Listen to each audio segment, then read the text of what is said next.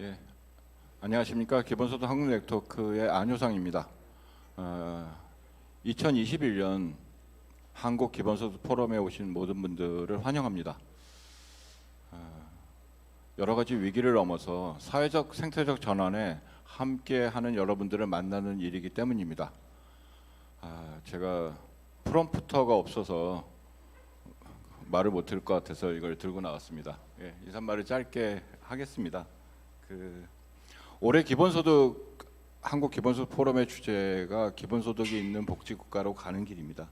이 말에서 알 수 있듯이 기본소득은 당장 가능하고 시급한 정책이 되었습니다.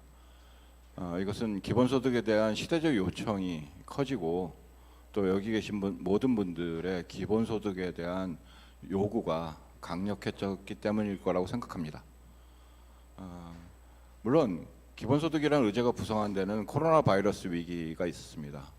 그런 점에서 기본소득 의제가 부상한 일이 전혀 즐거운 일이 아니었고 사실은 매우 비극적인 일이었죠. 하지만 코로나 바이러스 위기는 우리가 직면한 여러 위기 가운데 하나일 뿐이고 우리의 삶의 모습을 어떤 때는 아주 노골적으로 어떤 때는 매우 굴절돼서 보여주기도 했습니다. 이런 상황 속에서 저희들은 이런 사회적 생태적 전환을 이루기 위해서 모두에게 무조건적으로 주어지는 기본소득이 필요하다는 매우 간명한 원칙을 내세웠습니다. 사실 기본소득이 필요하다, 그리고 기본소득이 무엇인가는 매우 간명하지만 거기까지 가는 길, 기본소득이 있는 복지국가로 가는 길은 매우 간단하지 않을 것 같고요. 그래서 저희들은 그것을 로드맵이라는 형태로 제출했습니다. 그리고 그 길이 어디로 이어질지, 그 과정에서 어떤 어려움을 만날지는 사실 아직은 알 수 없습니다. 오늘 이 자리는 그런 길을 잘 나아가기 위해서 우리들의 지혜를 나누는 지혜의 대화를 하고, 그 다음에 서로 다른 입장이 가지고 있다 하더라도 대화를 함께 할 수 있는 그런 대화의 지혜를 위해서 만든 자리입니다. 이 자리에 모든 분들, 참여하신 모든 분들께 다시 한번 감사의 말씀을 드리고요. 그리고 오늘 이 자리가 오늘 포럼이 유튜브로 이제 중계되지만 여기 발표자와 토론자 분들은 이 현장에 모여 있는데, 이것이 과거의 카톨릭 청년회관 동교동 주라는 공간입니다. 여기 들어오면 그런 말이 쓰여 있는데요. 참된 귀한 모든 것이 있는 곳마다 신이 거기에 있다, 이런 말씀이 있는데, 위기가 있는 곳마다 기본소득이 있고 기본소득이 있는 곳마다 희망이 있기를 바라면서 제 말씀을 모두 마치도록 하겠습니다. 고맙습니다.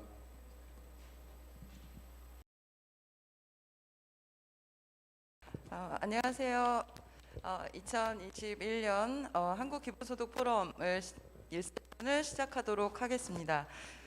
세션 1은 기본소득의 정당성과 원천으로서의 공유부를 다루는 세션입니다.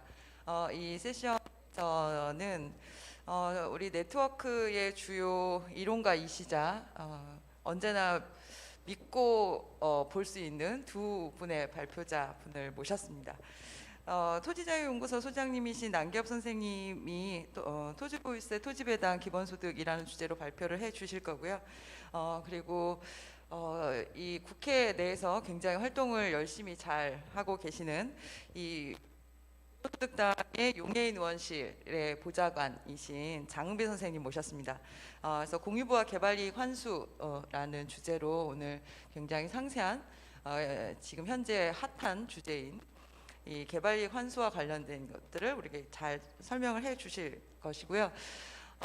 남기엽 선생님이 첫 번째 발표해 주실 건데, 올해 남기엽 선생님이 또 중요한 책을 내셨습니다. 불로소득 환수형 부동산 체제론이라는 책을 내셨는데, 제가 굉장히 재밌게 읽은 책, 그래서 분들도 읽으시라고 제가 권해드립니다. 이 책에서 이런 말씀을 하셨어요. 부동산으로 돈을 버는 것, 그것은 잘못이라는 도덕적 비난을 이제 그만하자. 마이크를 교체하라네요. 네. 그래서 그래서 부동산 투기는 도덕적 양심에 호소한다고 해결될 일이 아니다. 이것은 체제로 작동하기 때문이다라고 말씀을 하셨습니다. 그 체제가 어떻게 작동하고 있는지, 그리고 그 체제를 어떻게 바꿔 나가야 하는지에 대해서 오늘 중요한 말씀 해 주실 것 같습니다. 첫 번째 발표이신 안기엽 소장님께 마이크를 넘기도록 하겠습니다. 네, 안녕하세요. 토지 플러스 자유연구소의 소장 남기엽입니다. 제가 오늘 맡은 제목은 토지보유세, 토지배당, 기본소득이라는 제목입니다. 네, 아까 처음에 안 효상 이사님께서 코로나 이사장님이십니까? 네. 예, 죄송합니다. 이사장님께서 코로나19가 기본소득의 대중성이랄까요? 우리 사회의 사회권을 획득하는데 코로나19가 기여를 했다고 했는데 대장동 사태가 우리 사회에 어떤 기여를 했을까라는 생각을 해보면 그동안에는 개발을 하게 되면 돈을 많이 버나 보다, 건설사도 벌고 거기 땅 주인도 벌고 거기 들어간 사람도 버나 보다라고 막연하게 생각했는데 어떻게 돈을 버는지 전 국민이 대장동 사태를 통해서 알게 됐습니다. 제가 이 대장동을 이 땅을 수용하고 조성하는데 1조 원이 넘게 들었다고 해요.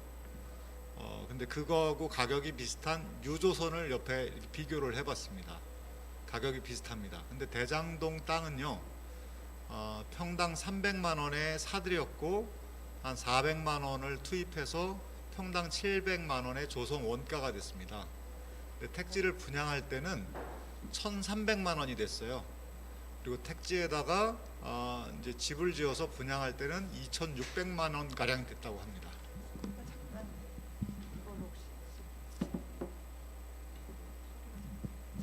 예, 아주 좋네요. 네, 처음에는 300만 원, 그 다음에 700만 원, 1,300만 원, 2,600만 원까지 가격이 막 올라갔습니다. 시간이 지나는데 가격이 올라갔어요. 이상한 일이죠. 옆에 있는 유조선은 1조 원 가량 되는데 시간이 지나면 가격이 떨어져요.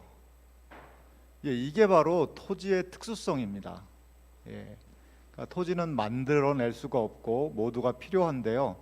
이 토지의 특수성 때문에 바로 우리가 기본소득의 주요 재원을 토지에서 마련해야 된다라고 하는 얘기가 성립이 될 수가 있습니다. 왜 기본소득 토지보유세, 저는 이제 줄여서 기본소득 토지세라고 지금 부르려고 하는데요. 왜 정당한지, 어떤 제도가 들어올 때는 먼저 효율적이냐, 누구에게 도움이 되느냐 이런 것보다 정당하냐를 먼저 물어야 합니다. 질문해야 합니다. 첫 번째로는 왜 그러냐면 본질적으로 토지라고 하는 것은 모두의 것이다. 아니 무슨 말이냐? 토지는 지금 각각 소유주가 있는데, 근데 우리가 이제 근거를 찾으려면 우리가 사고 실험을 해야 되는데 한번 생각을 해보면 땅은 만들지 않았구나. 토지가 없으면 인간은 생존이 불가능하구나. 그러니까 그러면 두 전제에 동의한다면 토지에 대한 권리는 모두가 평등하게 누려야 되는구나라는 자연스러운 결론에 이르게 됩니다. 물론 이해관계를 떠나서 생각해 보면요.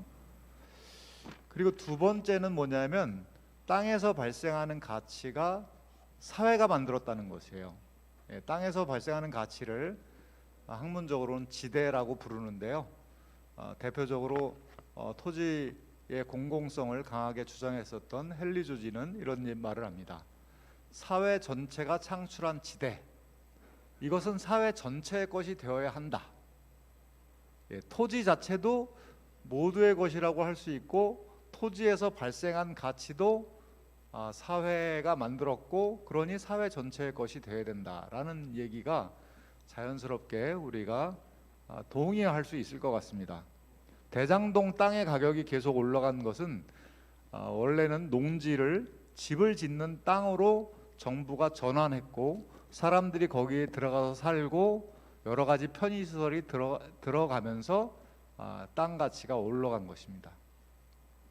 그래서 이 환수한 지대, 토지 가치는 모두에게 똑같이 분배되어야 한다. 지금 태어난 어린아이, 곧 돌아가실 노인, 이런 분들에게도 똑같이 분배되어야 된다. 이게 바로 기본소득 토지세의 정당성이 되겠습니다. 그럼 왜 이 기본소득 토지세가 필요하냐면, 지금 방금 말씀드린 것처럼 토지에서 발생하는 가치를 모두가 누려야 되는데 그동안에 누리지 못하고 땅 주인이 대부분 누렸다는 거예요. 그거를 우리가 제도의 이름으로 토지 사유제라고 부릅니다. 토지 사유제에서는 불로소득이 발생하는데, 불로소득은 땅 주인이 땅을 사는데 아무 노력을 안 했다라고 하는 게 아니라 땅을 샀다 팔았다, 땅 알아보러 다닌다, 집을 알아보러 다닌다라고 하는 그 노력이 생산적인 노력이 아니라는 것입니다. 거기서 불로소득이 많이 생기니까 사람들이 땅을 사게 되고, 그러면서 땅은 만들어낼 수 없으니까 땅값이 올라갔습니다. 우리나라는 GDP 대비 땅값이 2020년 5.01배입니다. 다른 나라의 2배 내지 3배 높은 수준입니다. 땅값이 높으면 당연히 생산활동에 엄청난 장애를 초래하고, 땅이 있는 사람과 없는 사람들 간의 격차가 벌어지고 불평등이 심해진다는 것이죠. 그리고 집값이 높아집니다. 우리가 모두 지금 경험하고 있는 바입니다.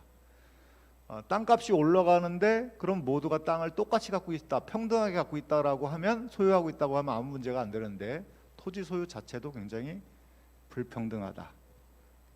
진위계수로 보면 2020년 0.811이다. 그리고 토지를 소유하지 못한 세대가 40% 가까이 되고, 이 0.811이라고 하는 것이 좀 잘 안 와닿을 수 있는데요.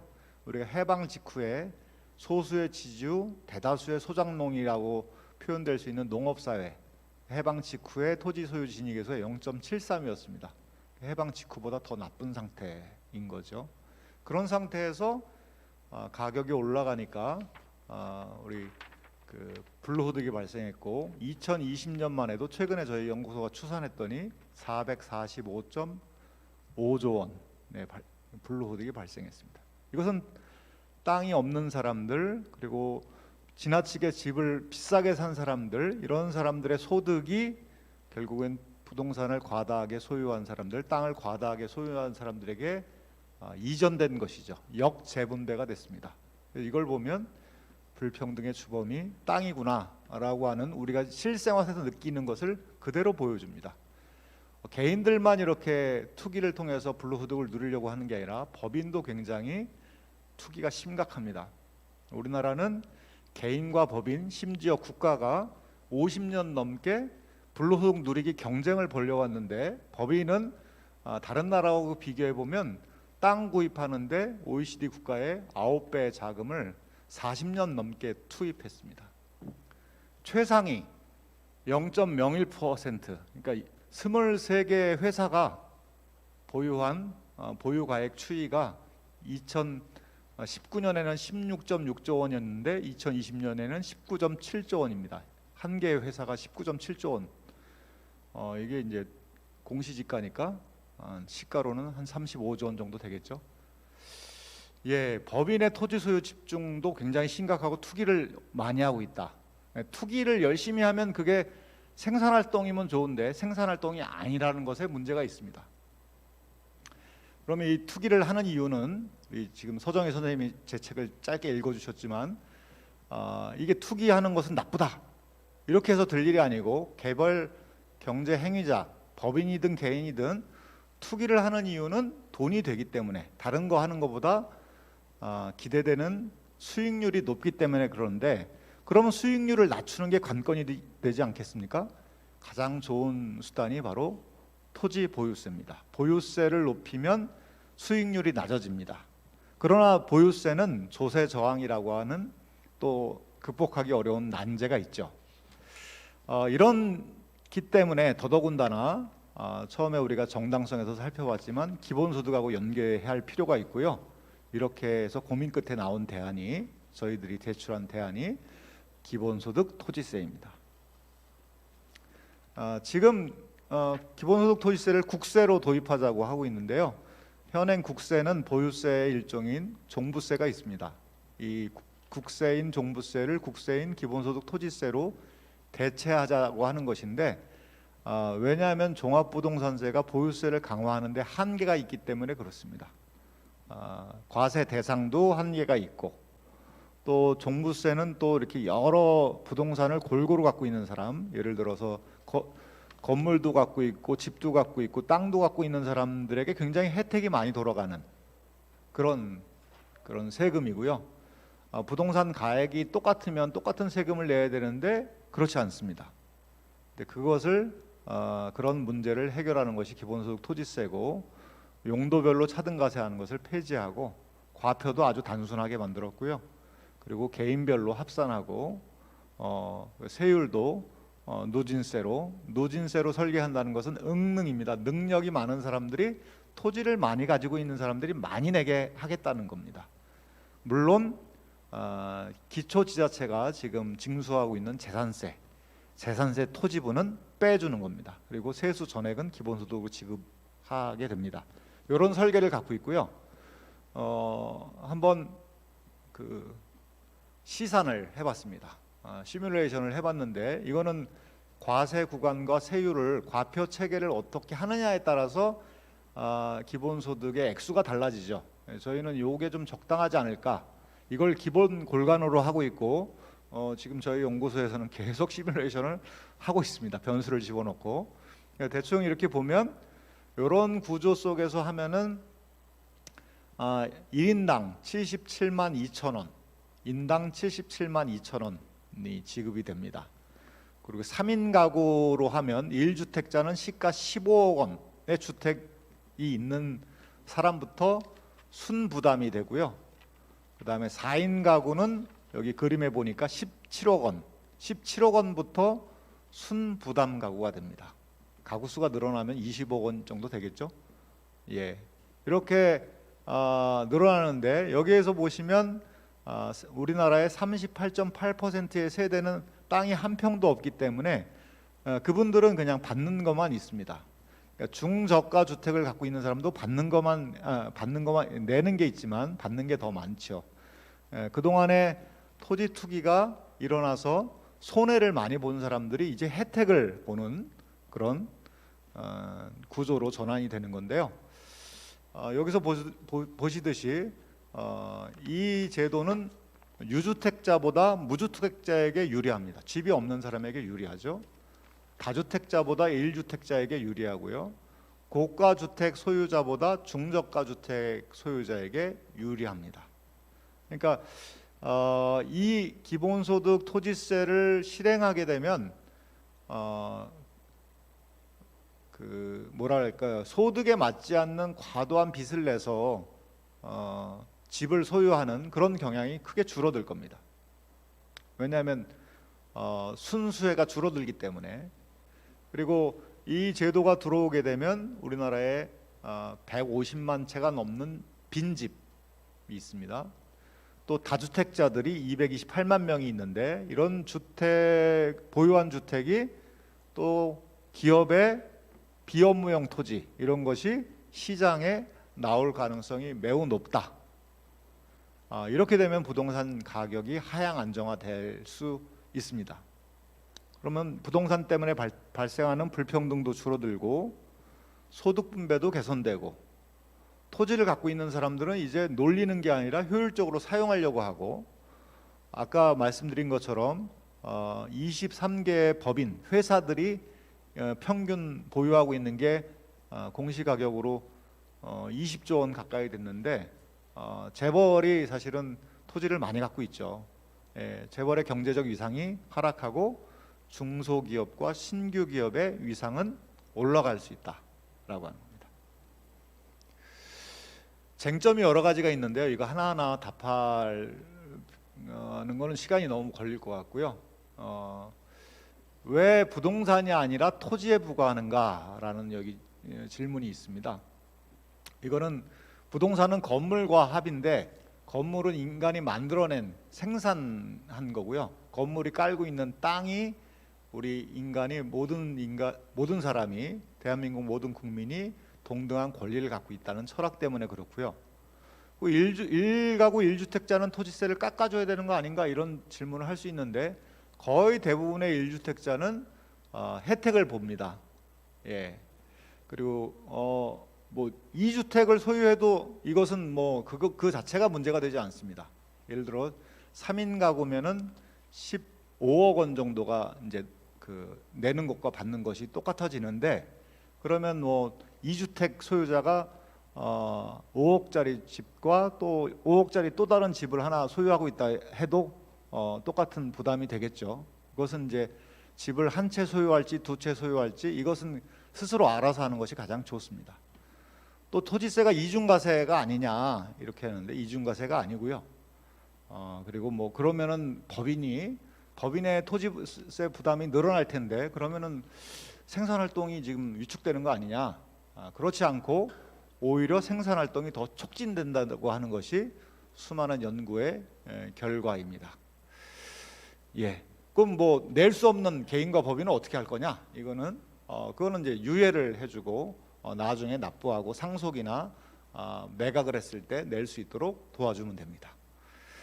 네, 이상으로 제 발표를 마치겠습니다. 경청해 주셔서 감사합니다.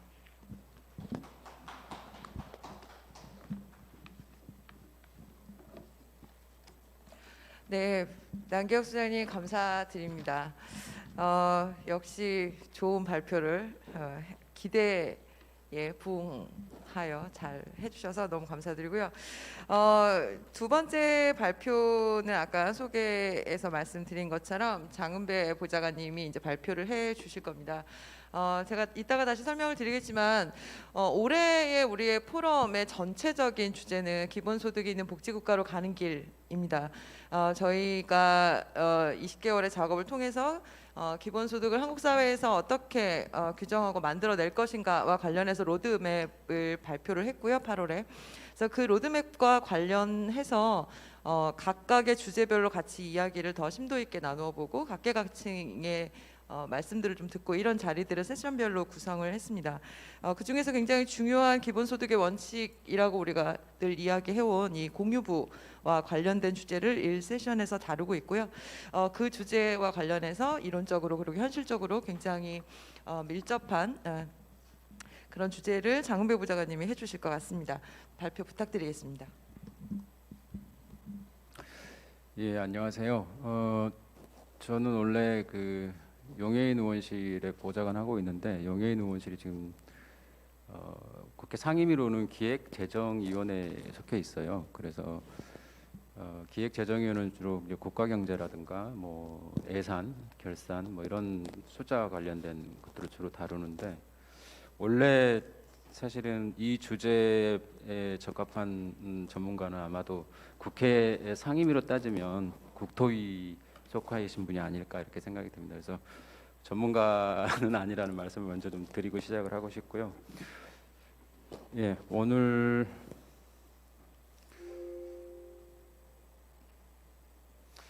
제가 진행하는 순서는 맨 처음에는 일단 좀 개발이익하고 공유부의 어떤 관계들을 좀 가볍게 설정하는 것부터 시작을 하고 싶어요. 그리고 그 다음에는 현재 부동산 개발 이익과 이를 둘러싼 관련 제도가 어떻게 지금 돼 있는가를 좀 가볍게 좀 넘어가 보고요.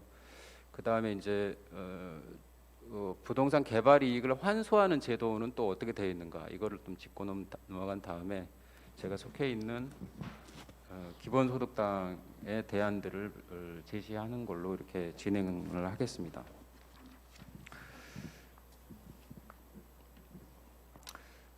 먼저 좀 개념을 한번 좀 말씀을 드릴 텐데요. 이게 이 개발이익이라는 게 뭔가? 그럼 이걸 뭐 더하고 빼고 하는 방식의 개념으로 이렇게 접근을 하다 보면은 개발 사업을 진행한 다음에 부동산 가치가 있을 거고요.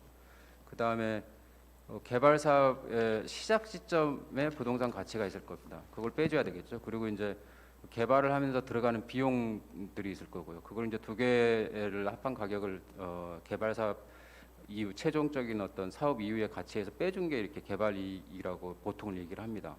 그다음에 개발 사업 이후의 부동산 가치는 어떻게 또 그러면 측정이 되느냐? 여기에는 우리가 말하는 불로소득과 어떤 정상적인 이익, 그러니까 당연히 생겨야 되는 이익들이 이렇게 혼재되어 있습니다.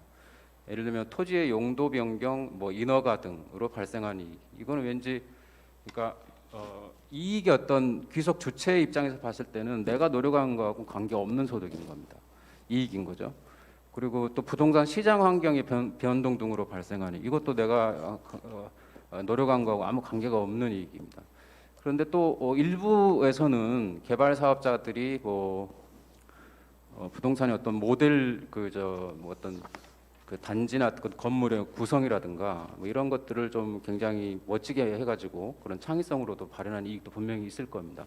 이것들은 뭐 우리가 말할 때는 이제 노력이나 어떤 정당하게 보상이 돼야 되는 그런 이익이라고도 생각을 할 수가 있는 거죠. 이런 것들이 좀 혼재돼 있다고 보는데 지금 현재 뭐 언론 쪽에서 많이 얘기하는 개발 이익은 어쨌든 정상적인 지가 상승이나 통상 이윤 이런 범위를 넘어서서 불로소득 의미에 좀 가깝게 이렇게 사용을 하는 것으로 보입니다. 통상적으로는요. 두 번째는 이제 그러면 개발 이익이 우리가 오늘 나눌 주제에서 공유부인가 이걸 한번 고민해 봤는데 이 개발 이익과 한수와 관련법들이 있어요. 그래서 거기에서 개발 이익을 어떻게 산정하고 있는가 이걸 한번 들여다 보면은 가장 많이 알려진 개발 이익 환수에 관한 법률이 있는데 여기서 개발 이익을 이렇게 산정을 합니다. 개발 이익은 정상 지가 상승분을 초과하는 토지 가액의 증가분 이렇게 정의를 하고 그러면 정상 지가 상승분은 또 뭐냐? 정기 예금 이자율 또는 평균 지가 변동률에 따라 정하는 지가 상승분 이렇게 지금 법에 그렇게 정해져 있는 겁니다. 그 다음에 또 재건축 초과이익 환수법에서 초과이익은 어떻게 산정을 하느냐? 구조는 비슷합니다. 주택 가격의 증가분이 있는데 거기에서 정상적인 주택 가격 상승분을 빼주는 겁니다. 그러면 여기서 또 정상적인 주택 가격 상승분은 뭐냐? 정기 예금 이자율과 평균 주택 가격 상승률 중 높은 비율을 정하는 겁니다. 보통 이제 평균 주택 가격 상승률이 지금 정기 예금 이자율보다 높다고 생각을 해야 되겠죠. 이게 이제 그러면 이런 산정 방식이 공유부라는 우리가 지금 나누는 주제에 대해서 어떤 의미를 갖는가 이거를 좀 생각을 해봤는데 일단 정상적인 가격 상승분에 대해서는 온전히 소유자의 몫이다 이게 이제 어떤 법령에 의해서 규범화돼 있다라고 생각을 합니다. 그 다음에 이제 정상 가격 상승분을 차감하고 남은 이익 상승분에 대해서도 지금은 이제 나중에 살펴보겠지만 일부만 환수하고 있어요. 그 대부분은 다 소유자가 그대로 이제 가져가는 몫으로 이렇게 규정돼 있습니다.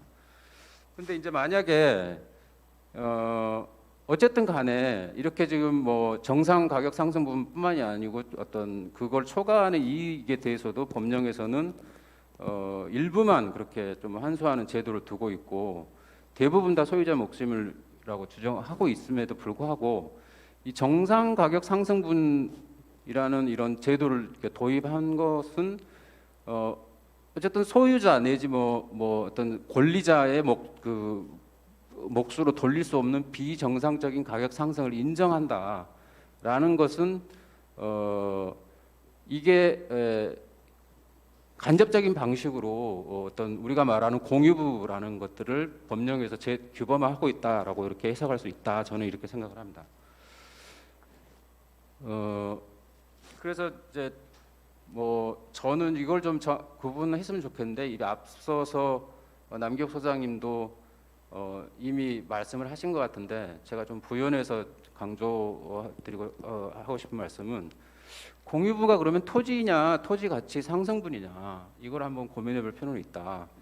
그래서 우리가 제일 많이 얘기하는 게 토지는 처음에 날 때 누가 토지 누구 거다라고 정해주고 태어났냐. 그냥 인류 사회가 처음부터 원천적으로 주어진 자연환 조건이었다. 이렇게 하면서 토지는 만인의 것 이렇게 하면서 원천적 공유부라는 얘기를 합니다.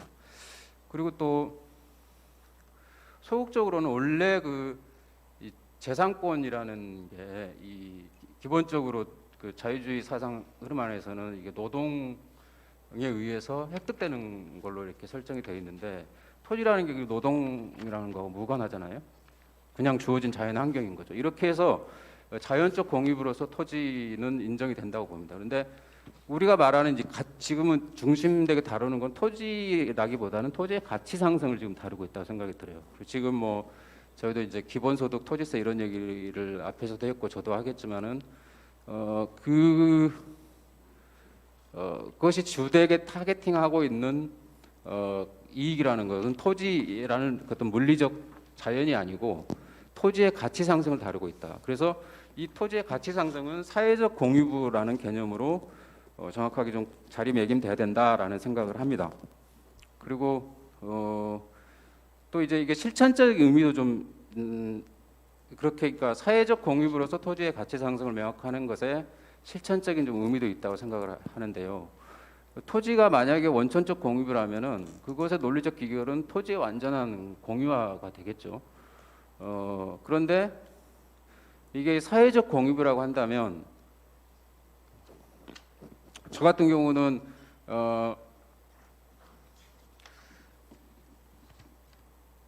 지금 현재도 사회적 공유부는 그러니까 뭐 아까 앞서 말한 그런 개발 이익 환수 관련되는 법률에 의해서 어느 정도는 공유부다라는 것들이 규범화되어 있다라는 겁니다.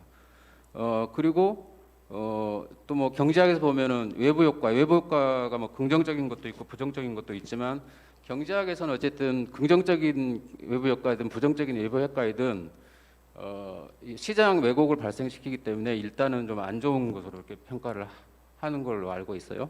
제가 뭐 경제학 전공은 아닌데 그래서 우리가 사회적 공유부라는 얘기를 할 때 경제학의 외부 효과하고도 친화성이 있다. 그래서 실천적으로 이것을 강조하는 게 좀 중요하다라는 것들을 앞에서 말씀드리겠습니다. 그 다음에 이제 부동산 관련 제도를 한번 보겠는데요. 그 개발 이익이라는 게 그러면 어떤 구조를 가지고 발생을 하는가? 이거를 좀 가장 익숙한 뭐 도시개발 사업에서 또 주택 개발 사업과 관련돼 가지고 단계를 한번 나눠봤습니다. 죄송한데 맨 밑에 이제 비어 있는 건데 이게 주택 분양 밑에 칸에는 이제 주택 분양 이후라고 생각하시면 될 것 같습니다. 첫째는 이제 토지 수용과 보상이 이루어지는데 이때는 그 토지의 소유자에게 이제 보상이 이루어지겠죠. 그러면 토지주는 토지의 수용 가격에서 토지 취득 가격을 빼고 양도소득세는 재세금을 납부한 그 차익만큼을 이 토지주에게 돌아가는 걸로 보면 될 것 같고요. 택지 개발 사업자는 택지 공급 단계에서는 택지 공급 가격이 있고 택지 조성 원가가 있고 거기에서 이제 아까 말한 개발 이익 환수에 관련된 제도에서 개발 부담금 등을 부담하고 이런 것들을 빼고 난 그 계산 차익이 이제 개발 이익이 될 겁니다. 주택 분양 단계에서는 주택 사업 시행자에게 이제 개발이 귀속되는데 주택 분양 가격하고 주택의 건설 원가를 빼는 겁니다. 물론 이 사람들도 뭐 법인이라면 이익분의 만큼 뭐 세금을 내겠지만 그 부분은 거의 크지 않다고 보기 때문에 자잘구레한 항목들은 빠졌다고 생각하시면 될 것 같고요. 그 다음에 중요한 게 주택 소유자인데요. 분양이 이루어지면은 주택 소유자한테도 개발 이익이 돌아갑니다. 지금 현재 나중에 다시 얘기하겠지만 지금 현재 제도 개선 논의는 이 단계에 대한 개발 이익은 거의 논외로 삼고 있다. 이렇게 먼저 좀 말씀을 드리고 싶어요. 이분이 만약에 주택을 분양받은 다음에 주택의 본인 이 사람이 집을 팔았다 그러면 그 양도 가격에서 처음에 최초에 분양받을 때 가격 그리고 그 보유하는 기간 동안에 내는 이런저런 세금들이 빼고 나면은 이 사람들한테 개발 이익이 돌아갔다 이렇게 드릴 수가 있는 겁니다. 그다음에 이거는 뭐 좀 약간 시사적인 내용인데 이게 이제 얼마 전에 그 대장동 관련해 가지고 경실련과 그 여당의 대선 후보 이재명 후보 사이에 어떤 논쟁이 좀 벌어졌습니다. 국감장에서도 뭐 논쟁이 막 이어지고 그랬는데 개발 이익을 얼마만큼 환수했느냐라고 한 논쟁들이 막 치열하게 전개됐어요. 근데 너무 달라요, 양측이. 경실련은 10%밖에 안 된다. 이재명 대선 후보는 70% 환수했다. 그러니까 핵심적인 차이는 뭐냐면은 경실련 같은 경우는 개발 이익의 범위에 택지 매각 이익을 당연히 포함시키고 거기에 주택 분양 이익까지 같이 포함을 시킨 겁니다. 그런데 이재명 후보 쪽에서는 택지 내가 공공이 여기서 권한을 가지고 사업을 시행한 거는 택지 매각하는 단계까지다. 그래서 택지 매각 이익 차익만을 개발 이익으로 봐야 된다. 이렇게 보니까 분모가 엄청 크거나 작거나 이렇게 되니까 환수액 비율이 이제 엄청나게 차이가 나는 거죠. 뭐 이런 것도 한번 우리가 개발 이익이 어떻게 돌아가는지에 대해서 한번 고민해 볼 거리를 제공한다고 생각을 합니다. 그다음에 이제 부동산 개발 이익 환수와 관련된 제도를 한번 볼 텐데요.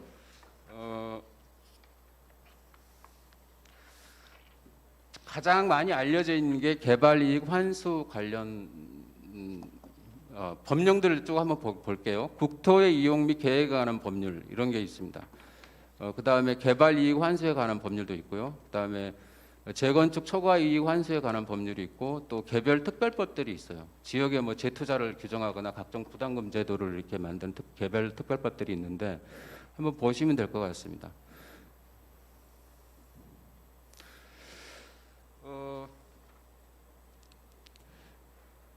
제일 많이 지금 국회에서 논의되고 있는 게 개발 이익 환수법들이 좀 고쳐야 된다 이런 논의를 좀 하고 있어요. 어떤 문제가 있냐면은 개발 부담금이 부과 대상의 범위가 굉장히 협소합니다.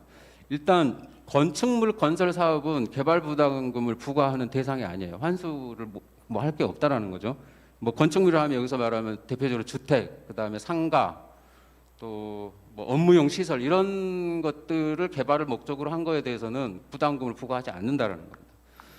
그다음에 기본적으로 이 포지티브 방식으로 설계가 돼가지고 이것만을 이제 부담금 부과 사업을 하고 나머지 사업들은 다 제외가 되는 거죠.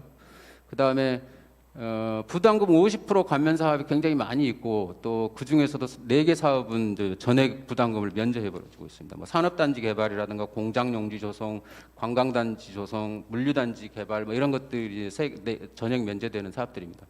그다음에 최초에는 원래 개발이익 환수법에서 부담률이 50%가 최고 50%까지 할 수 있도록 돼 있었는데 지금 현재 규정은 20에서 25% 수준밖에 안 됩니다. 그러니까 개발 이익이 한 100이 됐다 그러면은 실제로 공공으로 환수 될 수 있는 거는 한 뭐 75에서 80 정도 20에서 25만 나오고 나머지 75에서 80은 이제 사업자한테 가져간다는 얘기겠죠. 그다음에 이제 건축물 있는 토지의 가치 상승분을 개발 이익으로 포착하지 못한 이거는 이제 앞에서 건축물 건설 사업을 제외되는 거하고 또 연관이 바로 돼 있는데 좀 약간 좀 뭐 전문적이긴 합니다. 근데 어쨌든 여기서 핵심은 뭐냐면은 종료 시점, 그러니까 개발 부담금 부과 뭐 종료 시점하고 개시 시점 사이에 어떤 지가 산정의 공시지가를 사용하는데 기본적으로 건축물이 있는 토지의 가치 상승분이 개발 이익에 포함되지 않습니다. 아까 대장동 사업에서 개발이 뭐 범위 논쟁도 그렇고 그 이전에 제가 잠깐 언급했던 그런데 어쨌든 주택을 얘기한다 그러면 주택 그 보유자, 이제 주택 그 분양받은 수분양자들이 받은 개발 이익은 여기에 이제 다 아무것도 안 들어가고 환수하는 대상에 아무것도 포함되지 않는다라는 거죠. 뭐 그다음에 기본법 기능도 좀 현재 좀 부재돼서 이런저런 문제들이 있는 상태입니다.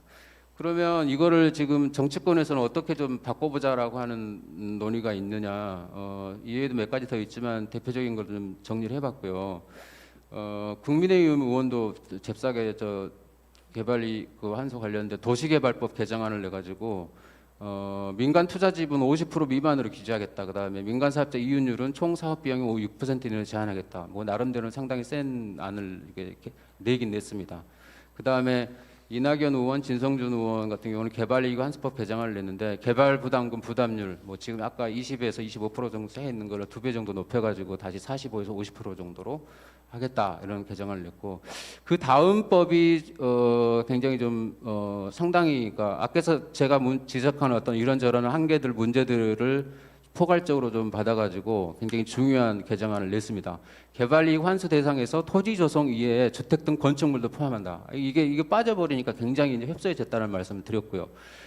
개발 부담금 부담률도 2배 정도 높이고 그다음에 감면 및 면제도 최소화하겠다. 이렇게 해서 나름의 굉장히 좀 의미 있는 법안 개정안을 냈습니다. 그리고 이제 심상정 의원 같은 경우는 토지처가 이득세법을 사실은 좀 오래 전에 냈는데 개인과 법인의 유유토지, 유유토지라는 말은 이제 말 그대로 놀고 있는 토지라는 거죠. 그러면 이 놀고 있는 토지는 또 어떻게 규정을 하느냐, 여러 가지 지금 법을 세세하게 해가지고 무슨 대통령에 의해서 정한 기준을 초과하면 다 유유토지로 간주해가지고 그 유유토지에 대해서는 토지초과 이득세를 최고 50%까지 과세하겠다, 이렇게 좀 개정안을 내놓은 상태입니다. 그 다음에 이제 저희 의원이 이제 기본소득 토지세법이라고 해서 법안의 명칭은 토지세 및 토지 배당에 관한 법률로 발의를 해놓은 사입니다. 제가 보기에는 이러한 이 법률 개정안들이 다 나름의 의미는 다 있는데 저는 좀 비판적으로 얘기를 하고 싶어요. 물론 이제 저희 의원실에서 낸 법안은 나중에 추가 설명하기 위해서 그걸 제외하고 지금 현재 나오고 있는 이 법률 개정안들은 어떤 문제점들이 있을까를 한번 정리를 해봤습니다. 개발 이익의 절대 크기를 줄이는 접근이 좀 부재하다, 그런 겁니다. 개발 이익의 절대액이 크면 환수율이 높아도 불로소득 유의는 유지된다라는 겁니다.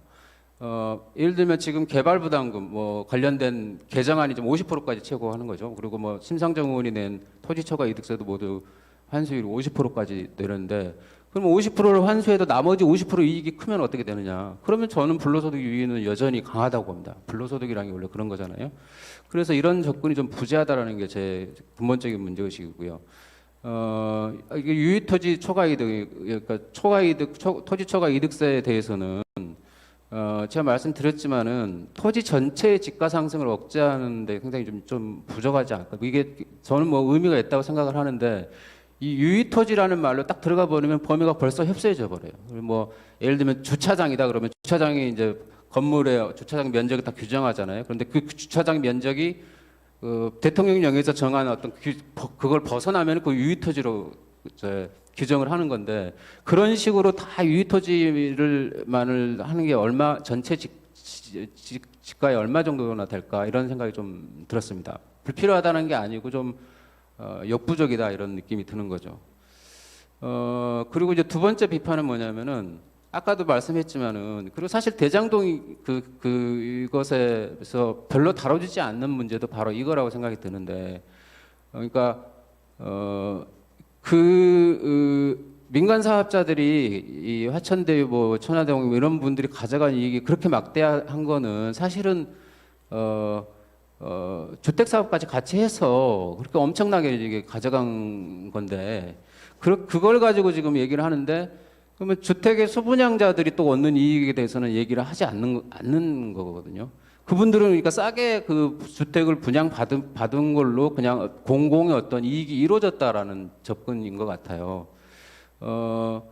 지금 대장동 같은 경우는 국민주택 규모 정도 수준에서 8억 원 정도 이렇게 분양을 받아서 지금 현재 시세가 16억에서 18억 원 정도 얘기를 합니다. 이분들은 거의 더블 정도의 이익을 현재 또 평가 이익으로 좀 가지고 있는데, 이거는 그러면 불로소득이 아니냐?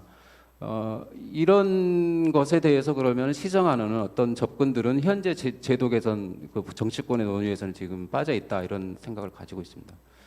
그다음에 다음에 제가 좀 볼 텐데요. 그러면 세 번째 비판은 뭐냐면은, 그러니까 이제 앞에서 어떤 한계들을 짚은 대안이 저는 보유세 강화밖에 없다라고 생각을 하는데, 그것에 그런 주장을 좀 하기 위해서 도대체 그 부동산 가격은 어떤 요인들이 결정하느냐, 그냥 생각나는 대로 한 세 가지 요인들을 한번 짚어봤습니다. 시장 요인이 있고, 조세도 사실 넓게 보면 교정조세 같은 경우는 규제에 포함되겠지만 좀 별도로 빼서 조세 요인이 있다고 생각이 들고요. 그 다음에 조세를 뺀 나머지 규제들이 있다고 봅니다. 근데 수요 공급이라는 거는 사실 투기 수요는 거의 무한대잖아요. 역세권에 어떤 집이 있는데 그거가 당연히 사두면 무조건 이익이라고 생각을 하는데, 동원할 수 있는 자금만 있다면 무조건 두 채든 열 채든 백 채든 사는 거죠.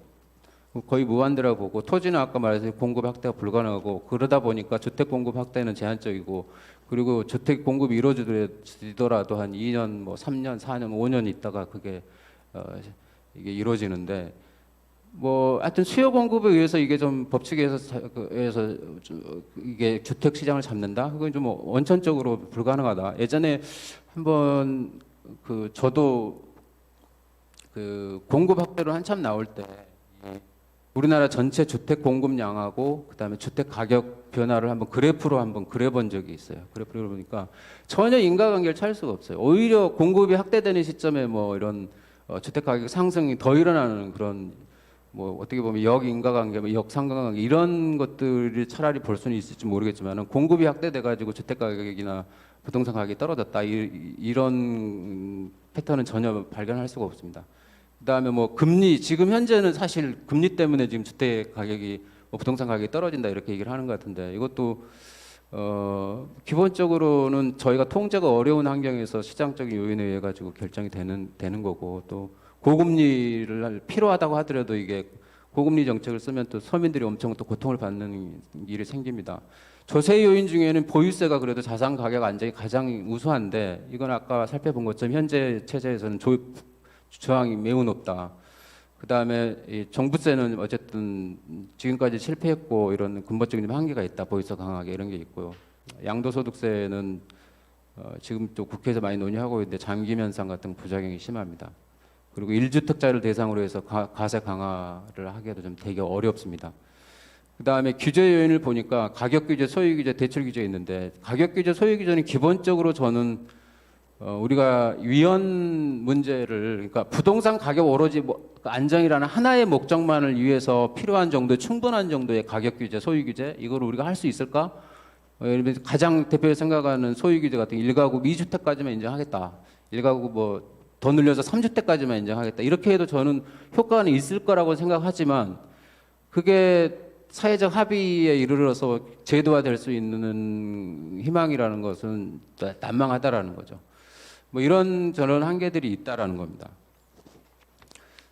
그 다음에 이제 뭐 이거는 지금 현재도 그래서 1주택자 부동산 세제는 계속 후퇴하는 중이다. 뭐 작년부터 해가지고 계속 후퇴하는 중입니다. 여 중에서 양도소득세 같은 경우는 사실 우리가 개발이익 환수에 관한 법률은 개발이익 부담금이라든가 기부채납 이런 것들만 주로 얘기를 하는데 원래는 양도소득세 같은 경우도 개발이익을 환수하는 굉장히 중요한 축입니다. 근데 지금 1주택자에 대해서 지금 어쨌든 뭐 이런저런 이유를 얘기하면서 계속 후퇴하고 있는 중이다라는 걸 말씀드리는 거고요. 저희 의원실에서 한번 부동산 이익이 조세에 의해서 얼마만큼 환수되고 있는가 이걸 한번 계산해 본 적이 있습니다. 여기 계신 소장님의 도움도 좀 받은 셈이고요. 그래서 뭐 잠재자본이익, 실현자본이익 이렇게 좀 구분해 가지고 했는데 2007년부터 2018년까지 이렇게 합계해서 보니까 뭐 잠재자본이득으로는 한 3,170조 원, 그리고 실현자본이득으로는 2,193조 원. 그리고 여기에 있는 이제 이렇게 되고 그 기간 동안에 부동산 조세 저희 뭐 다 포함시켰어요. 뭐 보유세도 포함시키고 양도소득세도 포함시키고 뭐 지방세로 되는 거 뭐 기본 세에다가 이제 플러스 돼가 몇 퍼센트 해가지고 뭐 농어촌 특별세니 하여튼 온갖 종류의 하여튼 부동산과 관련된 세금은 전부 다 포함시켜가지고 합산해서 그간의 과세 총액을 한번 계산해봤습니다. 그랬더니까 실현 자본 이익 기준으로는 한 17.1% 그리고 잠재 자본 이익 기준으로는 12.8%입니다. 참고로 오기 전에 제가 근로소득의 과세율이 얼마 정도 되는가, 실효세율이 얼마 정도 되는가 보니까 2019년 기준으로 보니까 7.6% 정도 나오더라고요. 7.6%인데 물론 이제 앞에 있는 공제를 빼고 과세되는 대상이 되는 소득만 이렇게 잡아가지고 한 거고요. 종합소득도 똑같이 7.6% 정도 나오더라고요. 그러면 어쨌든 근로소득 내지 어쨌든 우리가 말하는 그러니까 땀 흘려서 일해서 정당하게 노력해서 본 소득에 대해서 7.6% 정도 과세하는데 이 불로소득에 대해서 지금 12.8% 또 17.1% 이게 충분한가 한번 고민해봐야 될 것 같습니다. 충분하지 않으니까 지금 이렇게 됐다라는 말씀 드리고 싶습니다. 그래서 저희 당에는 어떻게 지금 제안을 하고 있는가? 앞에 남기욱 소장님이 이제 오랫동안 주창해 오셨고 또 지금 현재 이재명 후보 쪽도 뭐 별로 저는 그렇게 그 의지가 없는 것 같은데 말로는 이게 하겠다라고 하는 겁니다. 저희가 근데 어쨌든 4월 달에부터 발의를 노력을 해서 최근에 이제 발의를 했습니다. 이름은 토지세 및 토지 배당에 관한 법률이고요. 이거는 뭐 종부세를 폐진하고 민간보유 토지의 공시가격 기준으로 토지세를 부과하는 건데 앞에 다 똑같습니다. 구조는 다 똑같은데 좀 이제 세율 구조만 저희는 3단계 구조로 좀 단순화시켰고 그리고 뭐 개인하고 법인을 약간 더 세율을 낮게 했고 그다음에 탄력 세율 규정을 한 기본 세율의 30% 범위 내에서 조정할 수 있게 정도 했다 정도 차이가 있습니다. 저희가 그걸로 추정을 해보니까 이제 이렇게 해가지고 토지세를 부과해서 배당 가능한 세수를 기본소득으로 이렇게 분배를 했을 때 국민 1인당 한 80만 원 정도가 2023년 기준으로 산출이 됐습니다. 그리고 토지 무소유 가구 한 40% 정도 되겠죠. 전체 가구의 한 88% 정도가 토지세 부담액보다 수령하는 토지 배당 이익이 더 큰 순수의 가구로 이렇게 분산이 됐습니다. 그리고 저희가 그러니까 이 토지세로 보유세가 재산세하고 지금 종부세가 돼 있는 보유세가 그러니까 종부세 폐지하고 토지세로 대체했을 경우에 보유세가 얼마 정도 더 늘어나는가? 그러면 이렇게 저렇게 하다 보니까 30조 원 정도가 더 늘어나는 걸로 순증되는 거죠 보유세가. 그래서 그렇게 되면은 2020년 기준으로 우리나라 보유세 비중이 한 GDP 대비 2.5%가 된다. 근데 지금 현재 이제 뭐 다른 나라의 뭐 산출한 기준을 보니까 영국, 미국, 뭐 캐나다 이런 데가 2.7%에서 3.1% 이렇게 걸쳐 있습니다. 근데 우리나라가 좀 타이점이 뭐냐면 아까 언급한 거 있는데 우리나라 GDP 대비해 가지고 토지 가액의 가치가 5.5배가 넘어요. 2019년에 4.6배였던 게 지금 2020년 기준으로 보니까 5.5배가 넘겠습니다. 그러니까 다른 나라도 훨씬 더 높은 걸로 따져 보면은 GDP 비중이 한 2.5%가 된다고 해서 결코 놀라운 게 아니고 그래도 부족한 거다 이렇게 좀 생각할 수 있을 것 같습니다. 그리고 월로 따지면 토지 배당이 국민 1인당 7만 원 정도 이렇게 떨어지는 거죠. 2023년 그래서 서민에 대해서는 임대료 내고 사는 서민에 대해서는 보조금인 거고 임대료 인하 효과가 생긴다 말씀을 드리겠습니다.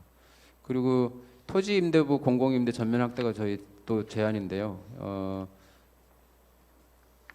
토지 임대부 공공임대가 전면 확대되려면 토지 보유세가 강화돼야 되고 그거의 대전제입니다. 그거 없이 토지 임대부는 성공할 수 없다라는 그런 입장을 가지고 있고요. 그리고 이제 공공임대 뿐만이 아니고 나중에 이제 분양을 할 때는 그 공공 환매수 조건부로 분양을 한다. 예전에 그 이명박 정부 때 토지 임대부 강남에다가 한번 했는데 분양 받을 때 굉장히 싼 가격에 분양 받아서 뭐 다 성공적이다 이렇게 평가를 했지만 나중에 그분들이 그 주거권만 매각하고 갈 때도 이미 토지 가치 상승분이 주택 가격으로 다 이전돼 가지고 그 분양받은 사람들마저 로또 맞았다 이런 평가가 있습니다. 그럼 지금은 거의 그 주택이 다 전부 다 주변 시세로 다 수렴됐다라는 평가가 있는 거죠. 그래서 공공 환매수 조건부로 분양을 해야 된다라는 입장을 가지고 있습니다. 그 다음에 재원 조달을 위해서는 토지은행을 설립할 필요가 있다. 그래서 토지를 비축을 해야 된다라는 거고요. 그래서 토지 비축이 있어야지 가격 하락한 당시에 수요자 그리고 과열이 되면 또 공급자 역할을 하면서 지금 이제 특히 저희가 토지은행 같은 설립이 필요하다고 하는 이유는 지자체에서는 토지 임대부, 공공임대 이걸 전면 확대할 수가 없어요. 이번에 대장동에서도 어쨌든 후보 쪽에서 항변은 뭐냐면 지자체의 어떤 그 재원의 수준, 그다음에 조달할 수 있는 어떤 제도적인 환경 이런 것들이 다 불가능했다라는 것들은 우리가 인정할 수 있는 거잖아요. 그래서 그거를 좀 전담할 수 있는 토지은행이 좀 필요하다 이렇게 좀 생각을 하고 있습니다. 예, 이상 발제 마치겠습니다.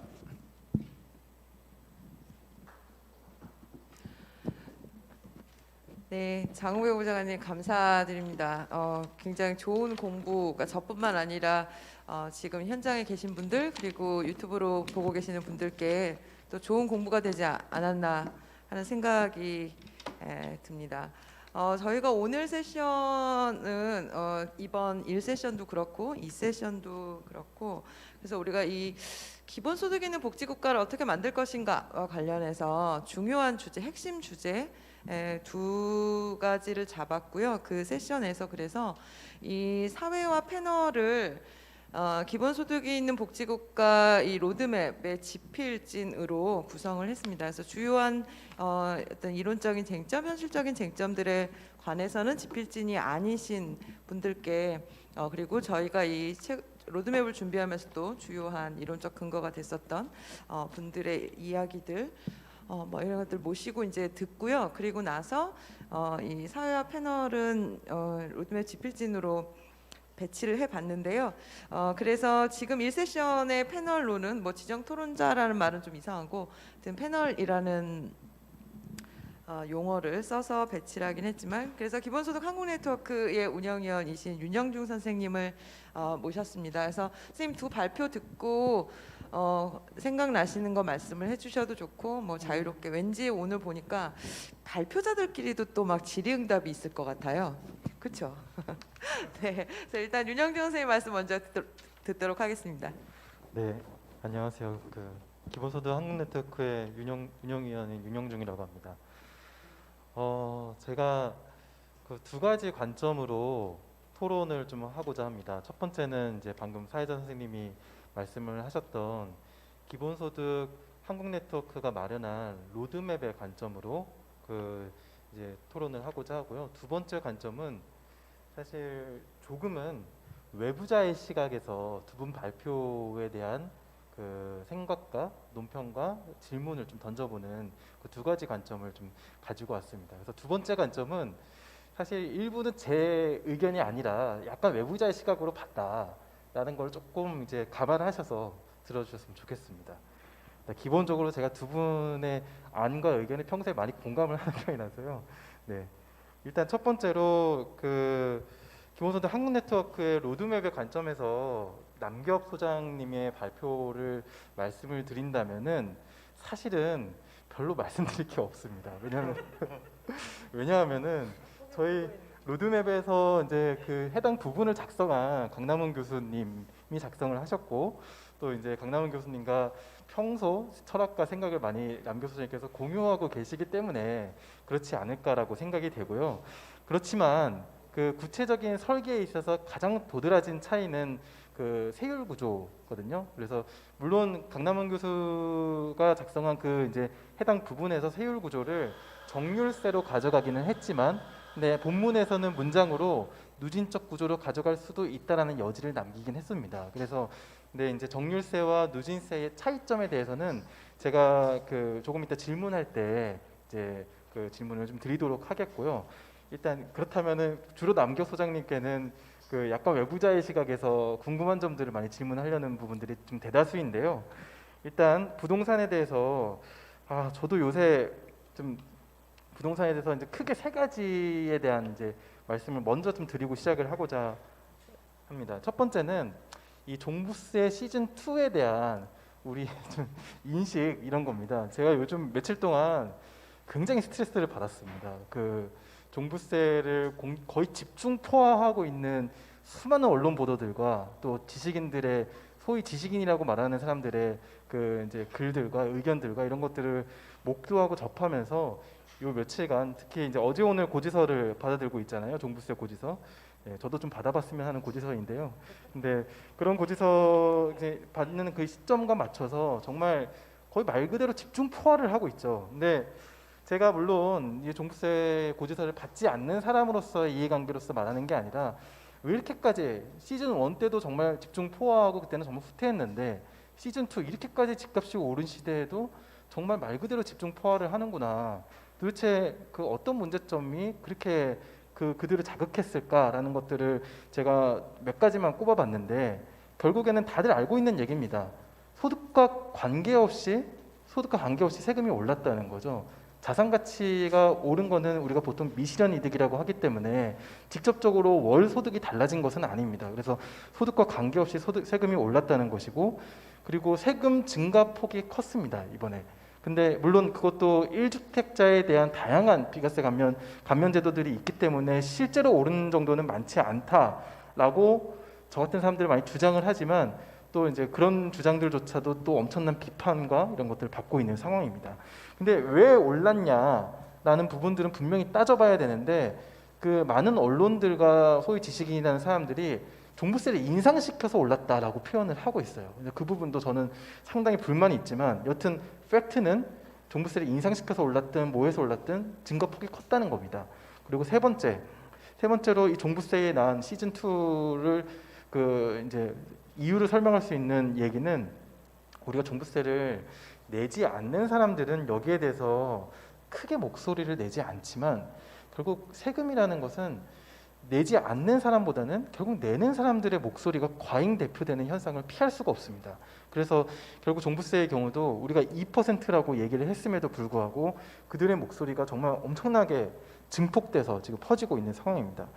그렇다면은 우리가 종부세가 이 핀셋 그 증세 방식으로 우리가 원하는 목표였던 토지 가격과 주택 가격의 하향 안정화라는 목표를 달성하는데 철저히 실패를 했었고, 그렇기 때문에 우리가 토지 보유세와 기본소득을 연계하는 새로운 대안을 제시하는 것인데, 근데 토지 보유세의 사실 이제 궁극적인 목표는 그 기본소득을 받는 것도 사실 중요하지만 집값의 하향 안정화가 굉장히 중요한 목표잖아요.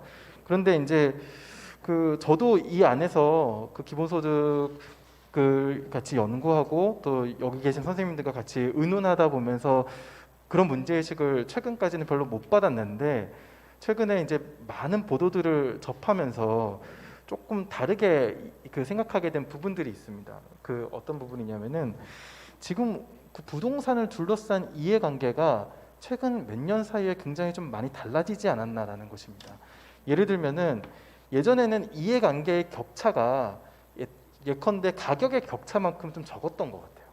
지금은 이해관계의 격차가 가격의 차이만큼이나 커진 것 같다는 느낌이 듭니다. 예를 들면은 예를 들어서 한 3억에서 5억짜리 집이 지금 15억에서 20억 정도가 가는 그런 집들도 있는 상황인데, 그런 집들을 가지고 있는 사람들의 이해관계는 그 이전에 3억에서 5억 원의 집을 가진 사람들의 이해관계랑은 좀 달라졌다는 것이죠. 그래서 그런 사람들도 이제 집을 못 가진 사람들도 마찬가지로 내가 조금만 노력하면은 3억에서 5억 정도 되는 집을 가질 수 있겠다라고 생각하는 사람들의 이해관계랑은 달리, 지금 집을 못 가진 사람들은 15억에서 20억 정도 되는 집을 가질 수 있는 가능성, 이런 것들은 현저히 떨어졌기 때문에 그 집값이 좀 낮았을 때의 이해관계랑은 또 달라졌습니다. 그래서 그 이해관계의 격차도 어마어마하게 달라졌고, 그리고 지금 사실 그렇기 때문에 많은 사람들이 이제 이게 아까 이제 조세 저항의 문제와도 관련되어 있는 것인데요.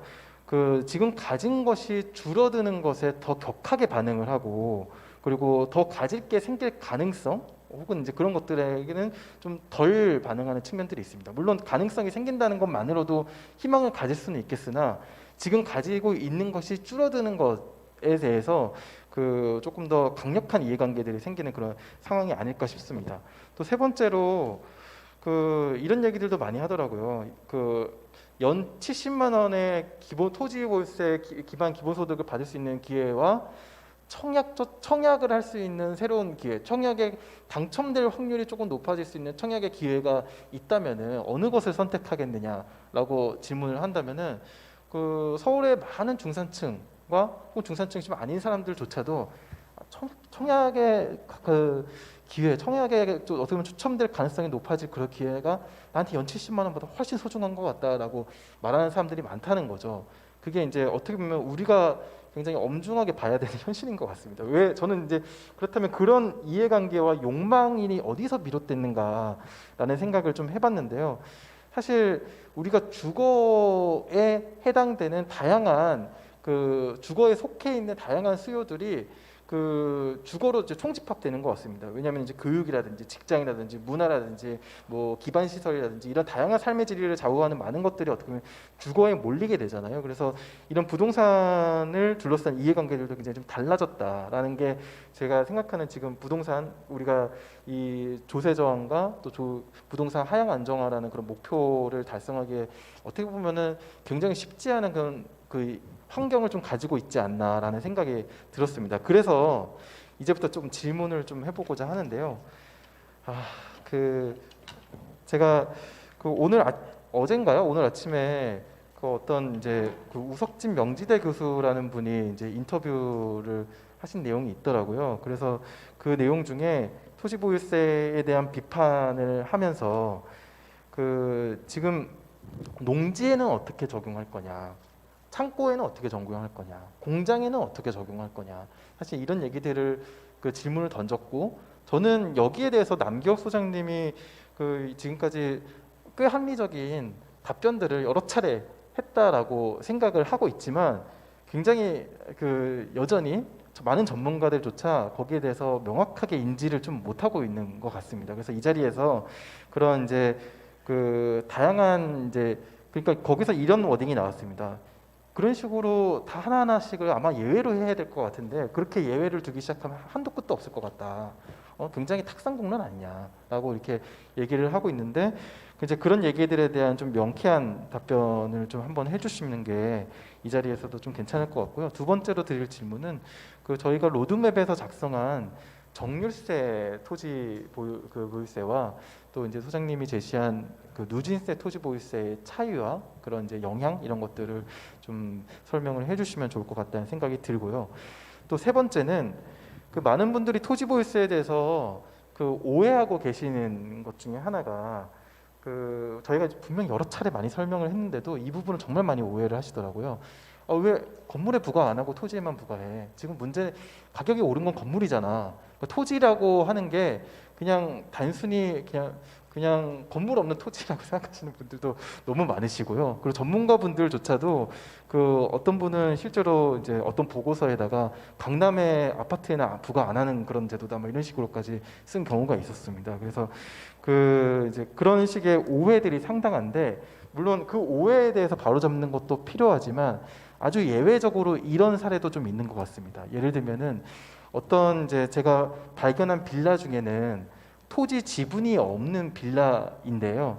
그 굉장히 이제 그 빌라의 가격이 물론 토지 지분이 있는 빌라보다 분명히 이제 가격이 낮긴 하지만 그래도 상당히 그 아주 낮지는 않은 금액의 그 가치를 가지고는 있습니다. 그래서 그 정말 우리가 토지분에 과세를 하는 게 그 토지분에 그 이제 부동산이 오르는 다양한 요소들이 다 거기 불로소득이 다 직결된 것이라면은 사실 그 주택의 가격은 설명이 좀 안 되는 것이거든요. 그래서 그런 주택들은 아마 그래도 주거를 할 수 있는 권리가 있고 그 주거를 할 수 있는 권리로 인해서 그 얻을 수 있는 가치들이 있기 때문에 아마 그 정도의 가격이 형성되지 않았나라고 생각이 듭니다. 그래서 이건 아주 극히 예외적인 사례일 수는 있으나 근데 이런 사례들까지도 조금 고민을 미리 좀 해보시는 게 좋지 않을까라는 차원에서 미리 질문을 드리고요. 정말 마지막 질문이 제일 중요한 질문인데 이 종부세의 저는 이 종부세의 난이라고까지 표현하는 이 현상을 목도하면서 무엇보다도 중요한 거는 이 세금의 정치라고 생각을 합니다. 그래서 이 우리가 그 제안하는 국토보유세 기반 기본소득이 어떤 식의 메커니즘으로 세금의 정치를 돌파할 것인지 그거를 이제 저희들도 나름대로 설명해 왔지만 남소장 님의 한번 이제 발언으로서 그 얘기를 듣고 싶고요. 또 하나 덧붙여서 질문을 하자면은 그런데 도입하기도 어렵지만 만약에 도입을 한 이후에 정말로 집값이 떨어진다면 그때 집값이 떨어질 때 토지 보유세에 대한 조세정은 또 다른 차원의 일이 될 것 같습니다. 그래서 그럴 때 예를 들어서 뭐 7억 정도 하는 집이 그 다음에 뭐 6억 5천이 되고요. 또 그 다음에도 이제 6억이 됐고 그렇게 됐는데 그런 경우에도 아니면 더 비싼 집 20억짜리 집이 뭐 19억, 18억 이렇게 떨어지고 있는 상황인데 20억짜리 집이면 토지 보유세에 상당한 어떤 과세가 여전히 되고 있을 거잖아요. 18억이 되더라도 그럴 때의 조세정도 정말 만만치 않은 상황의 조세정일 것 같거든요. 뭐 너무 미리 걱정하는 것 같긴 하지만 그래서 그런 상황에 대해서는 어떻게 좀 말씀을 하실 수 있을지도 궁금합니다. 그리고 장은배 보좌관님 발표에 대해서는 일단 조금 말씀을 듣고 나서 드리는 게 나을까요? 네. 할까요? 계속. 네, 장은배 보좌관님 발표는 제가 그 어떤 생각이 들었냐면요. 윤영주 선생님, 제가 네. 이렇게 고개를 저었어야 되는데 끄덕였나 보네요. 일단 네. 말씀을 여러 가지를 해주셨으니까 남경 소장님 얘기를 듣고 그 다음에 또 장우현 선생님 얘기 듣고 이렇게 하면 순서면 좋을 것 같아요. 네. 네, 유현중 선생님 앞에 막 말씀하셔서 저게 질문인가? 막 이제부터 질문입니다. 그래서 예, 집값이 그 나중 질문부터 먼저 말씀드리면 제 생각을 말씀드려요. 집값이 떨어진다. 아주 기본소득 토지세가 바라던 결과죠. 예, 그러면은 당연히 과표도 떨어지고 기본소득 그 토지세로 납부하는 액도 떨어지겠죠. 예, 과표를 잘 적용하면 될 것 같고 기본소득 토지세가 일종의 뭐 자동 안정화 장치라 그럴까요? 이제 가격이 올라가면 더 내게 되고 수혜액이 줄어들거나 부담액이 늘어나거나 이렇게 되겠죠. 예, 그렇게 될 것 같고요. 건물 토지는 이건 굉장히 그러니까 일반인들 대부분 아마 대한민국의 90% 이상이 헷갈려 하는 것 같아요. 이제 이 건물 보면서 이게 왜 이렇게 비싸지? 이렇게 생각을 하는데 실은 그 건물이 위치한 땅이 비싼 건데 뭐 대장동의 건물이 지금 아까 장은배 보좌관님이 지금 15억, 17억 된다 그러잖아요. 예, 그런 건물을 저희 강원도 고성에 지어 놓으면 어떻게 될까 이렇게 하면 쉬울 것 같은데 근데 예로 든 게 빌라가 어떤 빌라는 대지 지분이 없다 그랬는데 그런 집이 있나요? 저는 그게 상상이 안 되는데 있습니까? 대지 지분이 없는 집이 있어요? 그거 어떻게 가능하지? 그러면 거기는 그러면 토지세는 안 내겠네요 일단은. 그러면 그 공중에 있는 것도 아니고. 예. 예.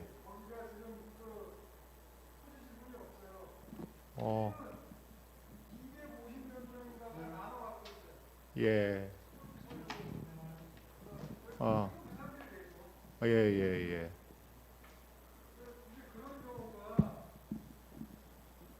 그러니까 토지 소유주와 건물 소유주가 다르다는 건 아니고요.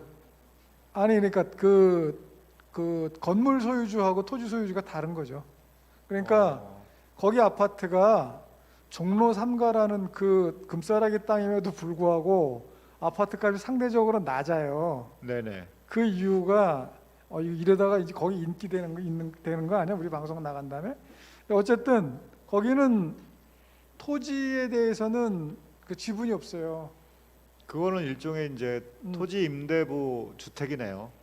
그러니까 그러니까 토지 임대부지만 공공이 임대를 한 건 아니고 개인이 토지를 임대한 거고 토지 소유한 개인과 건물 소유한 개인이 다른 경우잖아요. 그렇습니다. 그런 걸 말씀하시는 거죠? 예. 선생님 그런 걸 말씀하신 거죠? 저는 그 말씀하신 사례는 저는 몰랐는데요.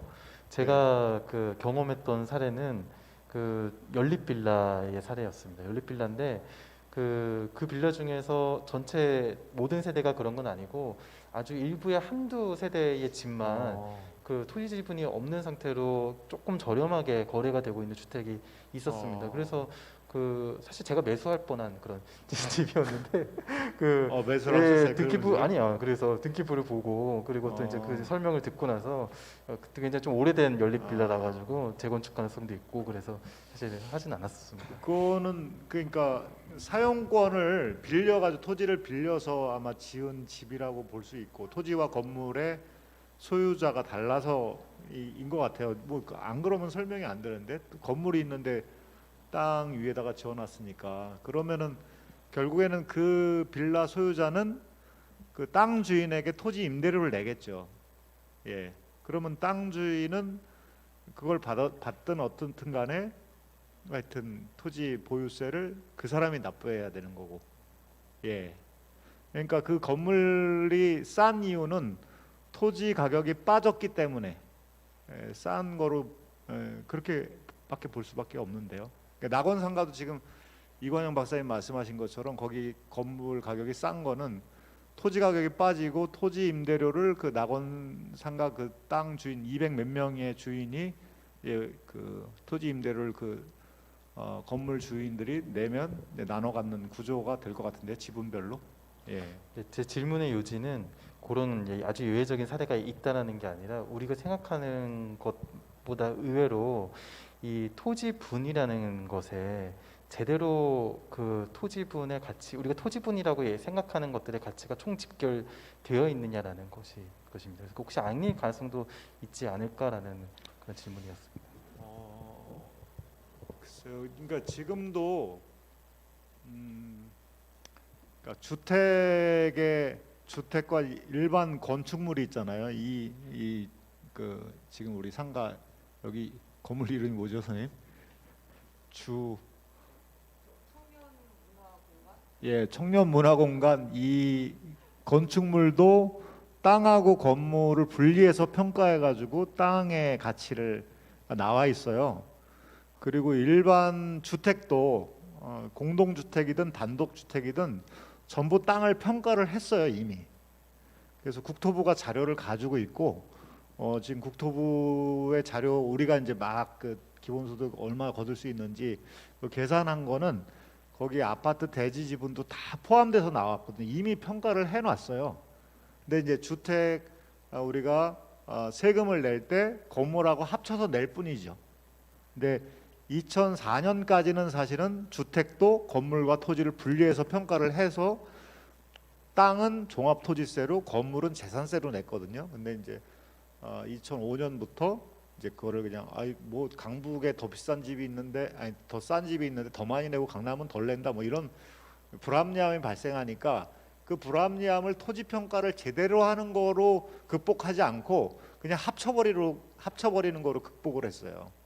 지금도 다 평가를 하고 있다라는 말씀을 드리고 싶고, 그리고 이제 정률세, 아마 비례세를 말씀하시는 것 같아요. 그냥 그 세율 하나로 그냥. 그리고 이제 저는 이제 누진세로 설계를 했는데 비례세는 그냥 편익 원칙이라고 이제 혜택을 받은 거 이게. 그러니까 토지세라고 하는 것이 이제 혜택을 받은 것, 사회가 만들어낸 그 가치의 혜택을 그 특정 토지 사용자가 누리니까 그거에 상응하는 혜택을 내라라고 하는 게 보유세적인데, 그래서 해외에서는 미국이나 뭐 미국이 대표적인데요. 다른 나라는 제가 정확히 모르겠네요. 미국은 비례세로 해요. 그러니까 1%라고 하는 것은 10억 가진 집은 1,000만 원을 내요. 예, 그러니까 비례세로 내거든요. 근데 이제 우리나라의 상황에서는 비례세보다는 저는 편익 원칙보다는 그 뭐랄까 능력의 원칙, 능력에 대한 과세. 그러니까 토지를 많이 갖고 있는 사람들은 그만큼 능력이 많다는 거고, 그리고 지금까지 토지를 많이 갖고 있는 사람들이 과다하게 불로소득을 누렸고 토지가 없는 사람들은 아예 누리지 못한 게 아니라 오히려 빼앗긴 경우거든요. 그러니까 토지로 불로소득을 누렸다는 건 누가 손해를 봤다는 건데 빼앗긴 거고, 그 과다하게 누린 것을 일부분 환수해서 모두에게 나누자고 하는 거기 때문에 저는 응능과세 원칙을 적용하는 게 지금 우리의 현실에 맞지 않을까 그런 생각을 해보고요. 그리고 농지나 공장 용지 뭐 이런 여러 가지가 있는데 저희 계속 고민하고 있어요. 이것을 어떻게 할지. 지금 저희 원래 원칙은 농지든 뭐 공장 용지든 그냥 다 더해서 모두 다 더해가지고 똑같이 한다. 용도별 차등가세를 폐지한다. 그게 원칙이지만 실제로 도입할 때는 그거는 되게 어려운 일 같아요.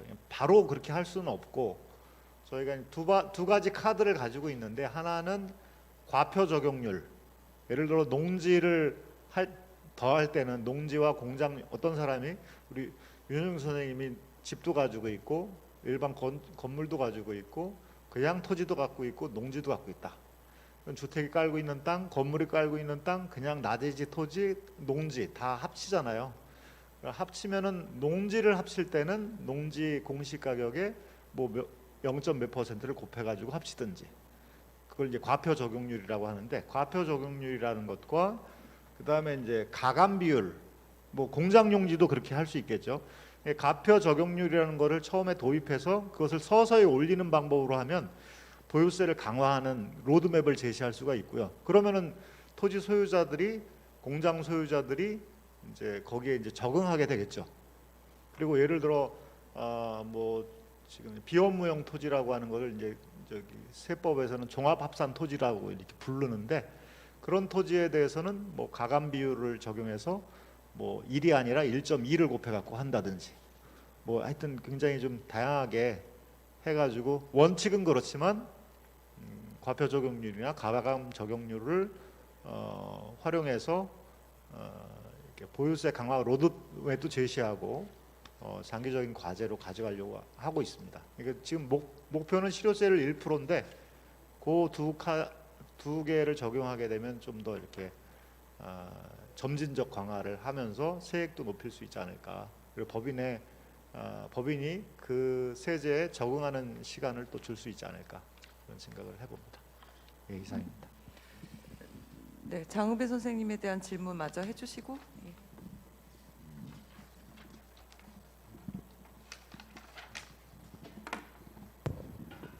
네, 장우배 보좌관님 발표 잘 들었고 그 발표를 들으면서 저희 로드맵에 좀 빠진 부분이 있지 않나라는 생각을 하게 되었습니다. 여기 집필진 분들도 많이 계신데요.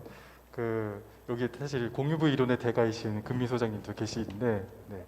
저희 공유부 이론에서 토지를 다 접근할 때 토지에 대한 공유부를 항상 자연적 공유부로만 접근을 해왔던 것 같아요. 근데 오늘 장배 보좌관님의 이제 발표를 들으면서 토지에도 사회적 공유부가 그 이제 같이 그 영향을 미치고 사회적 공유부를 우리가 어떤 식으로 환수할 것인가에 대한 이제 부분이 그 사실 저는 그 생각을 오늘 발표 들을 때 처음 떠올랐던 게 아니라 대장동 사태를 보면서 떠오르긴 했었습니다. 우리가 그 분명히 그 이제 장배 보좌관님이 사회적 공유부로서 토지 가치의 상승이라고 표현을 하시면서 토지 용도의 변경, 인허가, 주변 환경에 의한 가격 상승은 사회적 공유부라고 이제 표현을 하셨습니다. 근데 그 부분이 그 사실은 토지 가치에 어마어마한 영향을 미치거든요. 그리고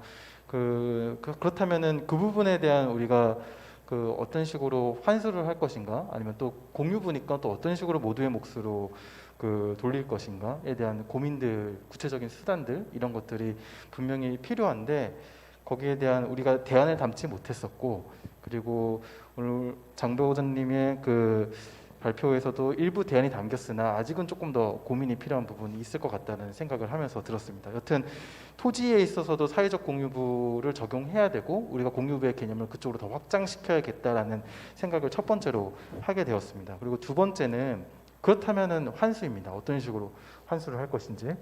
근데 그 기존 환수 방안들의 문제점들을 굉장히 날카롭게 잘 지적하신 부분들은 잘 봤습니다. 근데 그 이제 기본소득당의 대안으로서 제안하신 것은 토지 임대부 공공임대주택 전면 확대를 이제 제안을 하셨는데요. 이거는 사실 엄밀하게 보면 환수 방안이라기보다는 공공소유 방안이라고 표현을 할 수 있을 것 같습니다. 그래서 그 그렇다면은 물론 이제 그 토지 사회적 공유부라는 것은 택지 개발할 때만 생기는 것은 또 아니거든요. 그러니까 예를 들면 어떤 일들이 또 있냐면은 그 제가 최근까지 살았던 제주도에서 그 대장동 사건과 마찬가지의 또 비슷한 문제점들이 있었는데요. 또 비슷하다고까지 얘기하면은 그 정치적으로 논란이 있을 수 있겠지만 어떤 문제가 있었냐면은 오등봉 공원 특례 사업이라는 게 있었습니다. 그거 간단하면 설명을 드리면은 그 오등봉이라는 지역 자체가 자연공원법으로 지정돼 가지고 20년 동안 사적 소유권 행사가 제한되었던 곳입니다. 근데 20년이 지나서 이제 사적 소유권을 재산권을 행사할 수 있는 시기 일몰이 다가오니까 사실 그때까지 공공이 이 토지를 매입하지 못했던 거죠. 근데 왜 매입을 못했냐면은 그 지역의 토지가 가격이 많이 올랐습니다. 네, 많이 오른 이유는 그 앞에 굉장히 큰 도로가 생겼기 때문이고요. 그 옆에 큰 도서관과 문화센터가 사실 생겼기 때문입니다. 그 지역에 또 인근에 이제 입지들이 많이 좋아졌습니다. 주택들도 많이 생기고 기반 시설도 생기면서요. 그래서 그렇게 집가가 오르면서 공공이 그 토지를 매입한 데 들어가는 비용이 거의 제주도라는 자치 자체가 감당할 수 없는 수준의 조단위 몇 천억 단위의 조단위의 이제 그 비용이 필요해진 것입니다. 그래서 그런 자연공원법 이제 일몰이 이제 다가오고 도시공원법 일몰이 다가오고 이제 그 토지를 수용하지 못하게 됐으니 개발이 불가피한 사실 개발을 하면 안 되는 그런 환경적 가치도 있는 땅이었거든요. 그래서 개발이 불가피한 상황이 됐는데 이때 몇몇 사업자들이 아주 어떻게 보면은 그쪽에서 바라보기에는 매력적인 제안을 하는 것처럼 보입니다. 어떤 제안을 했냐면은 용적률을 확 올려서 대규모 아파트 단지를 짓게 해달라. 대신에 원래 공원으로 만들려고 했으니 대부분의 땅을 공원화해서 사업을 하겠다. 공원화해서 기부 체납을 하겠다. 그래서 오등봉 특례 사업이라는 게 사실 그런 식으로 진행된 사업이고 일몰을 앞두고 정말 속도전을 벌여가지고 뭐 조련을 통과시키고 해가지고 그 사업이 통과가 됐습니다. 그렇게 돼가지고 결국에는 아파트가 이제 지어지기로 했거든요. 근데 결국에는 그 아파트 그 공원은 기부 체납하게 될 공원은 그 대규모 아파트 단지의 사유 공원화가 될 가능성이 상당히 높습니다. 이제 그렇게 이미 존재하고 있었던 땅도 주변의 기본 시설이 달라짐으로 인해서 지가가 굉장히 많이 달라지게 되고 우리가 이런 문제는 이 오등봉 공원뿐만이 아니라 사실은 젠트리피케이션에서도 발생하고 있다고 생각합니다. 젠트리피케이션은 어떻게 보면 세입자라고 할 수 있는 사람들이 그 가게나 동네를 좋게 만드는 노력들을 많이 해서 유동인구를 많이 늘리게 한 것이잖아요. 그래서 유동인구가 많이 늘어남으로써 그 임대료가 다시 올라가게 되고 밀려나게 되는 그런 상황인데 그 유동인구가 어떻게 보면 사회적 공유를 늘렸다라고도 볼 수 있을 것 같습니다. 그래서 이런 식으로 우리가 토지에도 사회적 공유부가 적용되는 상황과 사례들이 상당히 많이 있을 것 같고 그거를 환수할 수 있는 다양한 방안들을 어떻게 보면 이제부터 좀 많이 고민을 해봐야 될 것 같은데 저도 딱히 뭐 어떤 아이디어가 있는 건 아니지만 단 하나 생각을 해봤던 건 우리가 보유세를 강화하는 논리 중에 하나로 이런 토지에 해당되는 사회적 공유부들이 있다라는 것을 하나의 논리로 좀 쓸 수 있지 않을까라는 생각을 해봤습니다. 그리고 이제 세 번째로 이제 좀 질문 겸 말씀드리고 싶었던 거는 토지 임대부 주택이라는 대안은 저는 정말 적극 찬성하는 대안이나 이제 장 보좌관님이 심상정 의원의 토지 초과 이득세에 이제 비판했었던 논리와 마찬가지로 이게 좀 일부 택지에 한정되는 대안이지 조금 부동산 시장 전반에 걸친 대안 혹은 사회적 공유부를 환수하는 이제 전반적인 대안이 되긴 조금 부족한 것이 아닌가라는 질문이 좀 드리고 싶었습니다. 그리고 많은 부동산 정책의 후퇴사를 이제 굉장히 잘 정리를 해주셔서 굉장히 인상 깊게 봤는데요. 근데 지금 부동산 정책의 후퇴사는 지금 현재 진행형입니다. 지금 정부 여당에서도 이제 양도소득세 완화가 지금 주요하게 국회에서 논의되고 있는데 사실 어떤 분들은 보유세를 강화하면 거래세는 인하하는 게 맞다라는 맥락으로 지금 양도소득세 인하를 접근하는 분들이 계시거든요. 근데 저는 이해가 안 가는 게 보유세를 강화한 적이 없는데 왜 양도소득세 먼저 거래세를 먼저 인하하고 나서부터 왜 보유세 아직 강화할지 안 할지도 모르는 상황인데 왜 거래세 인하부터 얘기가 나오는지 계속 이런 식으로 저는 아까 이제 거래세의 문제점 중에 하나가 잠김 현상이라고도 이제 설명을 해주셨는데 저는 장기 협상의 또 중요한 이유 중에 하나가 이렇게 원칙 없이 또 언제든지 이렇게 후퇴할 수 있는 가능성을 내비쳐 주는 것 자체가 지금 팔면 손해다.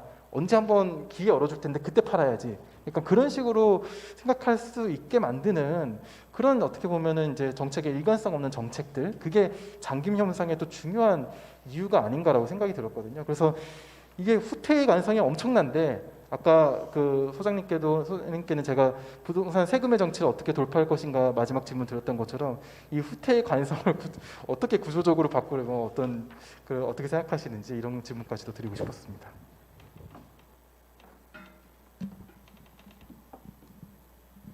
예, 딱 떨어지는 뭐 이렇게 답변이 나오기 좀 어려운 질문 같습니다.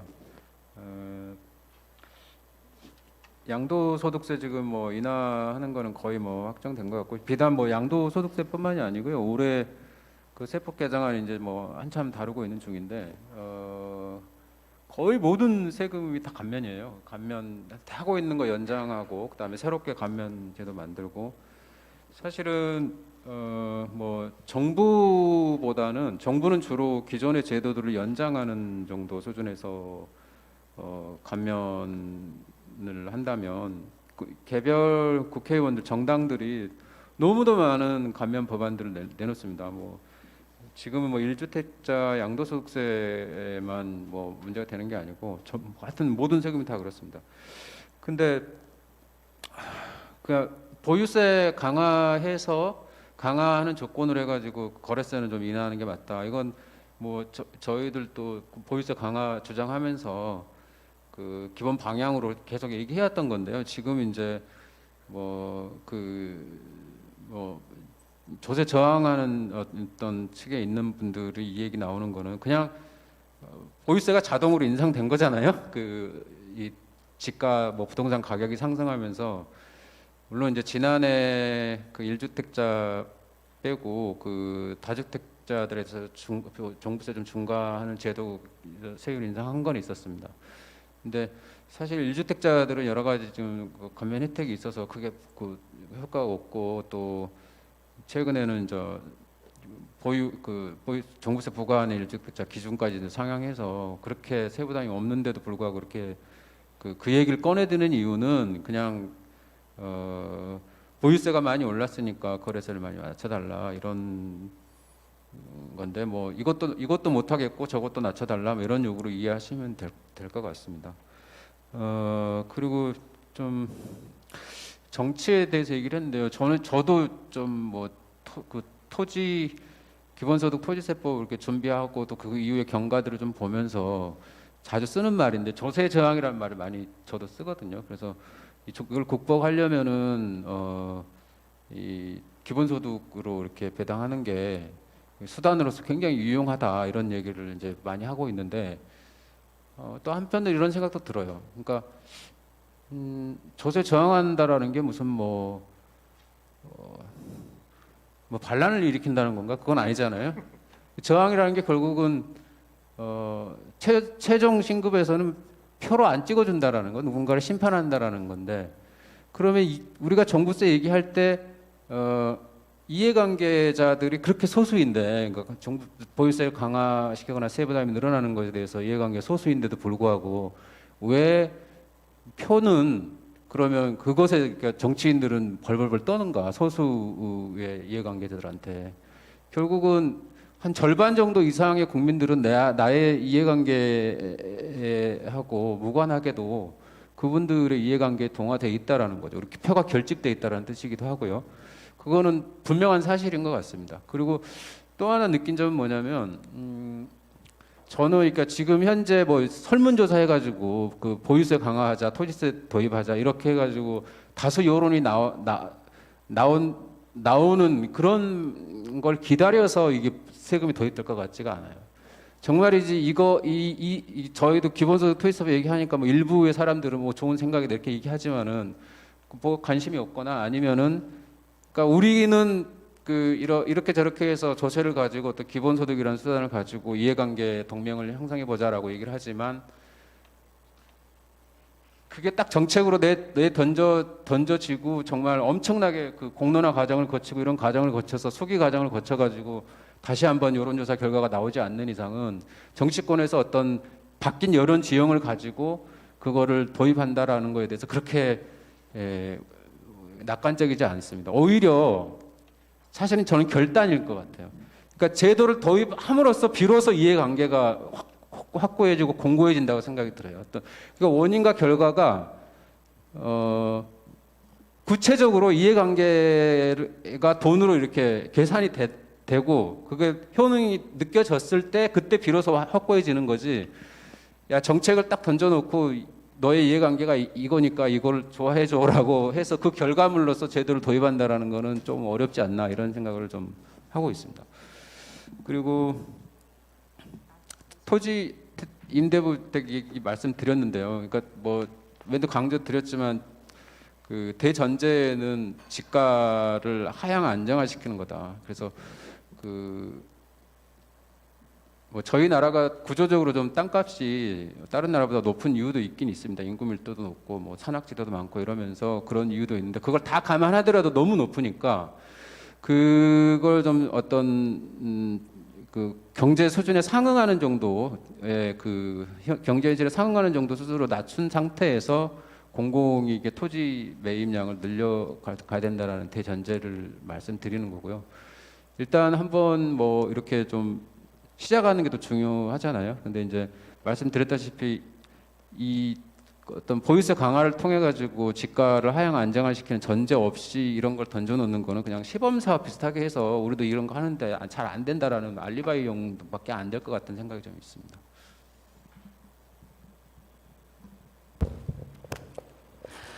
네, 오늘 토론은 그 유튜브에 채팅창에 남겨주셔도 좋고요. 그다음 저희 운영위원과 이 지필진 분들이 플로어에 지금 현장에 나와 계신데요. 금민 소장님 질문 하시겠다고 하시네요. 사실 저도 사회자이긴 하지만 사회적 공유부와 자연적 공유부 이렇게 구분하는 거 조금 더 이렇게 더 정치하게 해야 되지 않을까 이 생각이 좀 드는데 소장님이 아마 말씀하시지 않을까 싶습니다. 네, 제가 들리시나요? 네, 제가 뭐 질문하려고 손든 건 아니고요. 일단 경제적으로 보면은 사실은 이 자산 가치 상승이 계속 있는 거잖아요.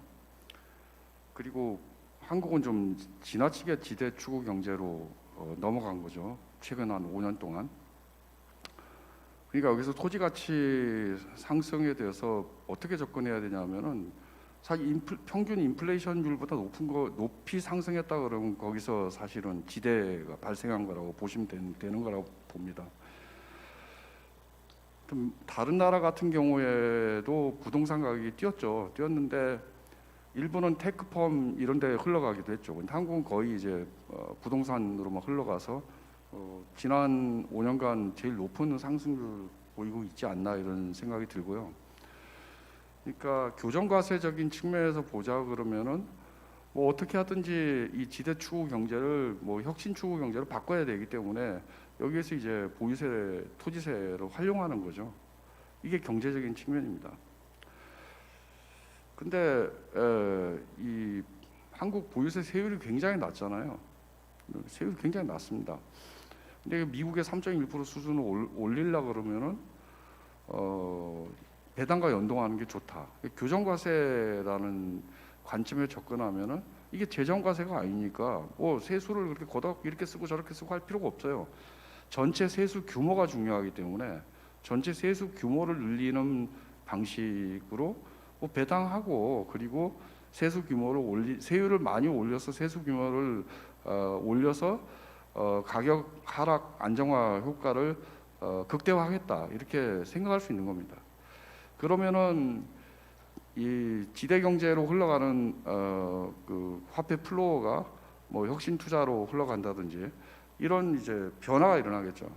사실 이런 변화 없이는 뭐 한국 그 자본주의의 미래는 별로 없을 거다라고 저는 그렇게 생각합니다. 그러니까 가장 중요한 개혁 중에 하나일 거라고 생각이 들고요. 두 두 번째는 뭐 개념적으로 들어가면 뭐 토지는 자연적 공유부고 모두의 것이죠. 그런데 우리가 이제 문제를 삼는 거는 토지 가치죠. 이건 사회적 공유가 맞습니다. 저도 뭐 여러 프로젝트에 다 이렇게 나눠서 썼고요. 토지 가치는 뭐 사회가 결정한다라는 거고, 사실 이거 지대론이죠. 뭐 리카도 막스, 그 다음에 뭐 헨리 조지까지 이어지는 지대론은 다 사회가 결정한다라는 거고, 여기서 문제가 되는 건 토지 가치입니다. 그런데 이 토지 가치가 사회 효과이기 때문에 사회가 환수를 할 수 있습니다. 근데 왜 나눠줘야 되나요? 미국의 토지 배당 합니까? 유럽이 토지 배당 합니까? 안 하잖아요. 왜 나눠줘요? 그래서 자연적 공급의 개념이 필요하고, 그게 사실은 토마스 페인이 주장한 거다라는 겁니다. 이게 원래 모두의 것인데 그것의 가치화가 이루어진 거죠. 그리고 그 가치화가 급격하게 이루어지면서 가치 상승이 일어난 거죠. 여기는 사회가 역할을 한 거죠. 그러니까 환수를 해서 n분의 1로 나눠주자라는 배당의 직접적 정당성은 자연적 공유부 개념 없이는 나오지 않습니다. 그래서 이것은 두 가지로 설명해야 되고, 토지 가치가 올라가는 것에 대해서 올라가는 것 자체도 사회의 효과다. 예를 들어 젠트리피케이션 설명하셨지만, 또는 뭐 어디 역세권 개발하면 그 근처 아파트가 오르고, 공원 만들어주면 옆에 인접 주택가가 오르고, 뭐 그런 거잖아요. 이게 다 사회의 효과다라는 거고, 그러니 환수할 수 있다. 환수의 정당성을 설명해 주는 게 사회적 공유부 개념이라고 그러면, 그걸 왜 나눠줘야 되는가에 대해서는 원래 그게 국민 모두의 것이었다라는 자연적 공유부의 관점이 있어야 배당의 직접 정당성이 나온다라는 겁니다. 그 두 가지가 제가 좀补充하고 싶었던 거고요. 장항배 보좌관님 그 발표에서 제가 굉장히 참 잘 포착했다라고 생각한 건 개발 이익의 그 개념이에요. 뭐 평균 주택 상승률보다 높은 것은 개발 이익이다 이렇게 보는 거잖아요. 그럼 평균 주택 상승률은 뭐냐? 이것은 사실 이거 역시 굉장히 급격하게 토지 가치가 올라가고 있고 지대 추구 경제가 전면화되어 있는 상황에서는 평균 주택 상승률 안에도 사실은 환수할 부분이 들어있는 겁니다. 이 부분에 대해서 건드리지 않는다라는 게 굉장히 잘 포착하신 문제인 것 같고요. 현행 법률이. 그리고 사실 새로운 입법안도 이걸 담고 있지 않습니다. 두 번째는 수분양자 문제예요. 경실련 발표도 뭐 분양 원가제 어쩌고 저쩌고 이런 얘기 하던데, 아니 분양 원가제로 해서 그 건설사 이익을 줄이는 건 좋지만, 이렇게 지대 추구 경제가 만연화된 사회에서 수분양자가 분양받아서 7억에 받아갖고 17억이 되고 그러면은 그 수분양자의 그 10억의 이 초과 이익은 그건 정당한 겁니까? 그러니까 사실은 토지 보유세 그리고 세율을 탄력적으로 세율을 올릴 수 있는 기본소득 토지세 이외에는 이건 답이 없는 거다. 이게 기본소득 토지세가 어떻게 보면은 디폴트 값이고, 그 다음에 공급 정책을 추진할 수 있는 그런 거 아닌가라고 생각이 듭니다. 다음에 요즘 그래도 한국이 조금 진화한 것 같아요. 그러니까 뭐 이 대장동 이후에 뭡니까 그 토지 임대부 주택 얘기가 많이 나오고, 심지어 안철수 후보도 그 얘기 주장을 해요. 100만 호를 토지 임대부 분양을 하겠다. 그리고 50만 호는 청년한테 주겠다 이렇게 공약화했더라고요. 근데 지곡동인가 자곡동인가 뭐 그 말씀하셨지만, 사실은 소유권을 갖고 있지 않지만 거기에 대해서 일종의 점유권을 주택을 소유함으로써 토지에 대해서 일종의 점유권을 갖고 있음으로써 토지 가치 상승분이 주택의 가격에 전가돼서 누리는 그 프리미엄 같은 게 있는 거죠. 그래서 뭐 지곡동 같은 경우는 90% 옆에 있는 삼성 레미안 아파트, LH 아파트가 삼성 레미안 아파트의 90% 가격에 토지 소유는 없는데 거래가 된다 그래요.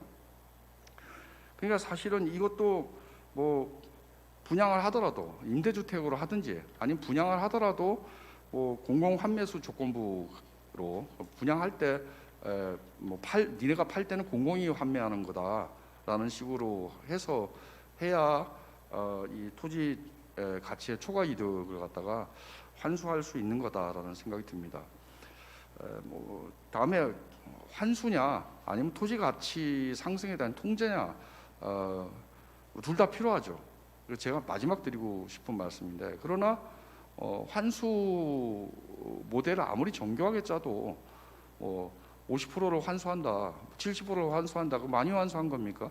그 어마어마한 크기고 30%가 누군가의 수중에 떨어지고 지대 추구 경제가 그 30%에서 번성을 한다 그러면은 그건 정당한 모델이 아니다라고 생각이 듭니다. 결국 우리가 경제적으로 추구해야 되는 것은 지대 추구 경제를 혁신 추구 경제로 바꾸는 거고 그렇다 그러면 토지 보유세 그 기본소득형 토지세 없이 이걸 할 수 있는 다른 길은 없는 것 같아요.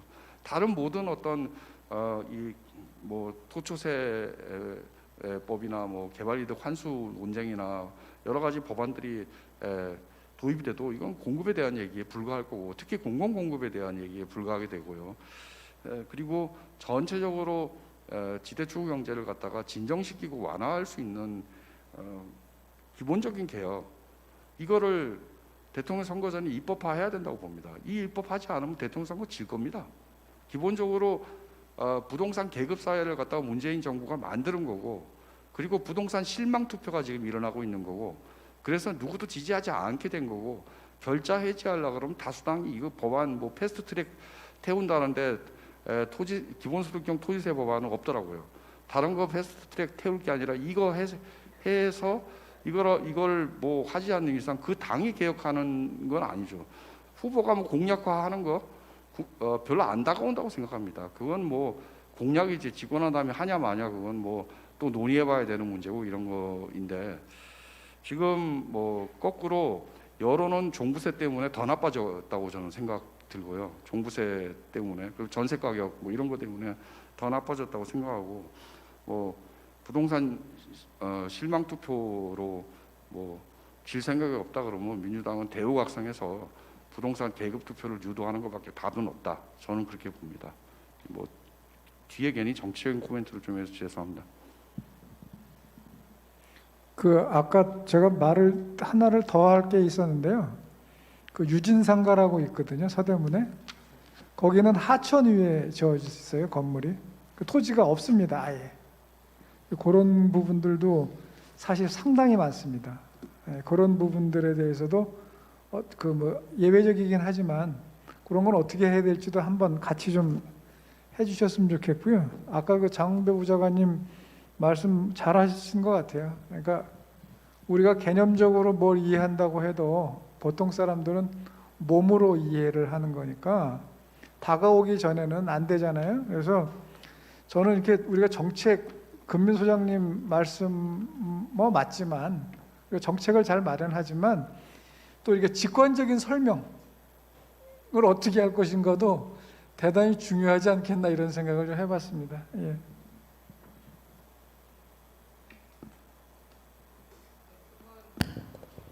뭐 코멘트에 대한 어떤 의견 있으실까요?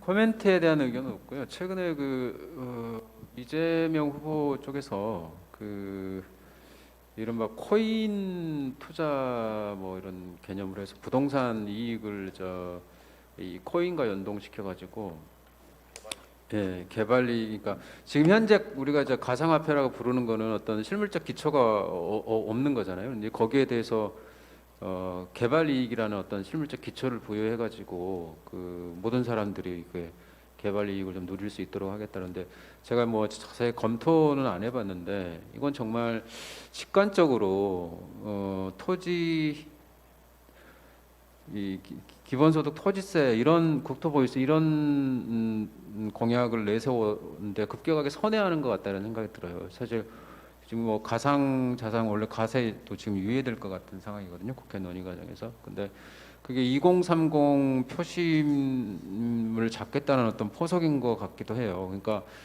항변이 20대, 30대들의 항변이 그렇잖아요. 이게 저 집값이 너무 이게 넘사벽이 돼버리니까 이 앞선 세대는 또 당신들은 이 집을 사가지고 다 누릴 거 다 누리고 우리는 왜 이제 저 가상화폐라도 해가지고 한번 해보려고 그러는데 그거 가지고 뭐라고 하느냐 이런 항변들이 굉장히 유행을 했는데 결국은 그런 흐름으로 가는 게 아닌가 이런 생각이 듭니다. 그게 핵심이 이 부동산 가격이 주택 가격 하나가 지금 뭐 서울만 해도 15억, 10억 막 다 넘어간다는 상황이니까 이 투자 자체를 유동화하겠다라는 거거든요. 마치 서브프라임 모기지를 좀 연상시키는 건데, 그러니까 1,000만 원, 500만 원만 있어도 어쨌든 그것만큼 투자할 수 있도록 하겠다 이런 거 같은데 기본소득 기본소득형 국토보유세를 내세웠던 후보에서 급격하게 좀 다른 방향으로 선회하는 아닌가 이런 우려가 굉장히 큽니다. 그 얘기를 좀 뭐 앞에서 나온 얘기하고 무관하게 좀 코멘트를 하고 싶었습니다. 근데 뭐 사회자님 또 하시고 싶은 말씀. 방금 장 보좌관님이 말씀하신 사안에 대해서 저희가 이재명 후보가 어떻게 보면 토지 불로소득을 기반해서 가상자산으로 지급하겠다라는 구상을 어떤 배경과 맥락과 목적으로 말씀하신지는 저는 모릅니다.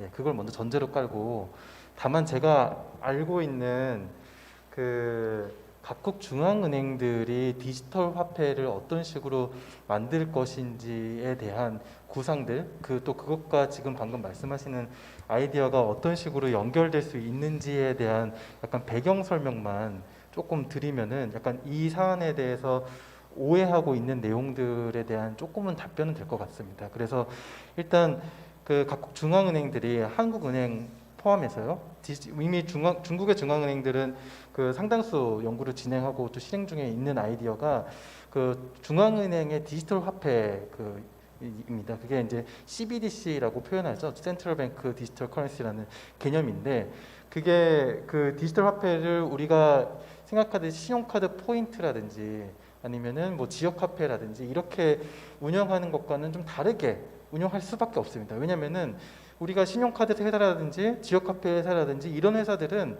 사실은 해킹이 걸려도 나라가 망하진 않습니다.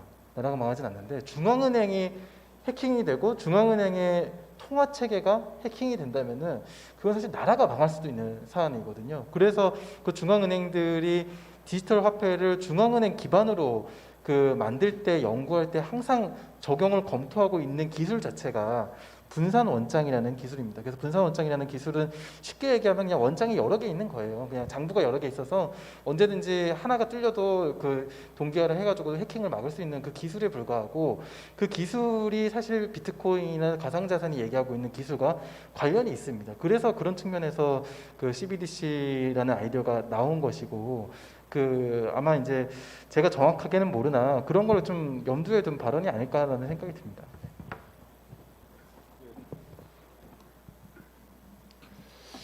예, 뭐 블록체인 얘기하면서 개발 이익을 이렇게 하겠다라고 하는데, 저도 그게 왜 그렇게 나왔는지 저 잘 모르는데, 그것과 기본소득 토지세에 대한 의지가 흐려진 거하고는 제가 보기에는 좀 무관한 일 같아요. 예. 제가 그냥 느끼기에는 하여튼 후보가 가장 기본소득 토지세에 대한 의지가 가장 강해 보입니다. 예, 그 안에서 제가 보기엔 가장 강해 보이고, 그리고 기회만 되면 얘기를 하는데 하여튼 저는 그렇게 느끼고 있고요.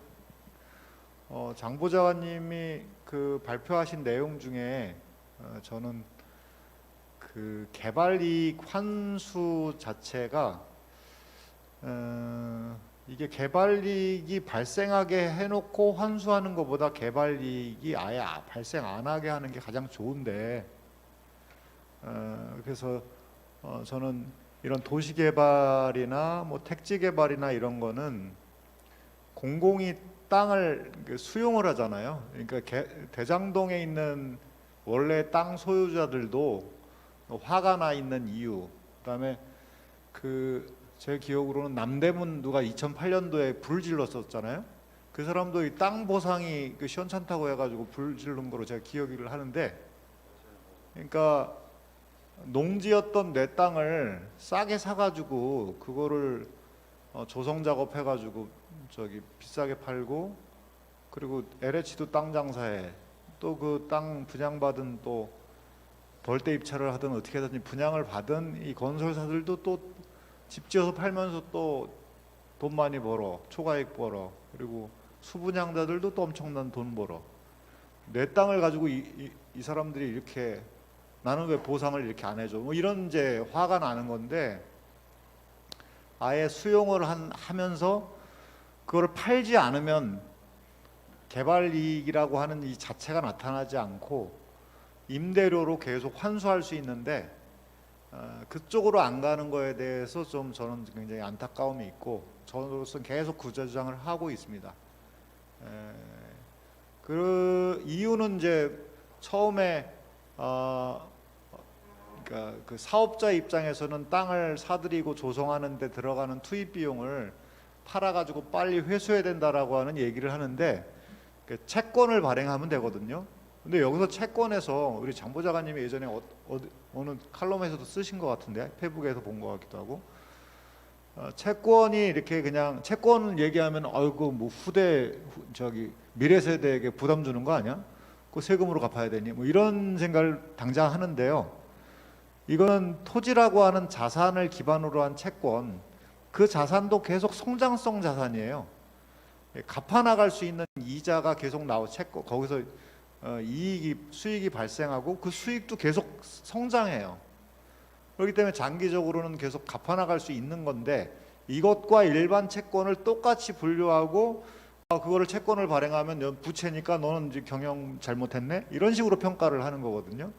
경영 평가도 바꿔야 되고, 오히려 그렇게 임대 사업을 열심히 해야 지금의 LH나 뭐 어떤 지방 공기업도 돈을 벌려면 개발 사업을 할 수밖에 없어요. 그 공기업을 운영하려면 어디에 개발 사업할까? 저 농지를 개발 사업할까? 또 개발에 또 논리를 계속 만들어야 되고. 근데 공공이 그 땅을 계속 보유하고 있으면 그러면 그럴수록 공공의 주된 업무는 그 공공이 보유하고 있는 땅을 잘 관리하는 데 집중을 하죠. 그러니까 공공의 일거리가 계속 생기는 거거든요. 그러면은 이런 여러 가지를 보면은 개발 이익을 발생하게 해놓고 환수하겠다라고 하는 것보다 아예 처음부터 공공이 소유하고 있고 그걸 임대해주고, 토지임대부 분양주택으로 하든 토지임대부 분양상가로 하든 토지임대부 산업단지로 하든 충분히 그렇게 할 수 있다. 근데 그게 제대로 작동하려면 장 보좌관님 말씀하신 것처럼 토지 보유세가 바탕에 깔려야 땅 사는 것도 쉽게 살 수가 있고,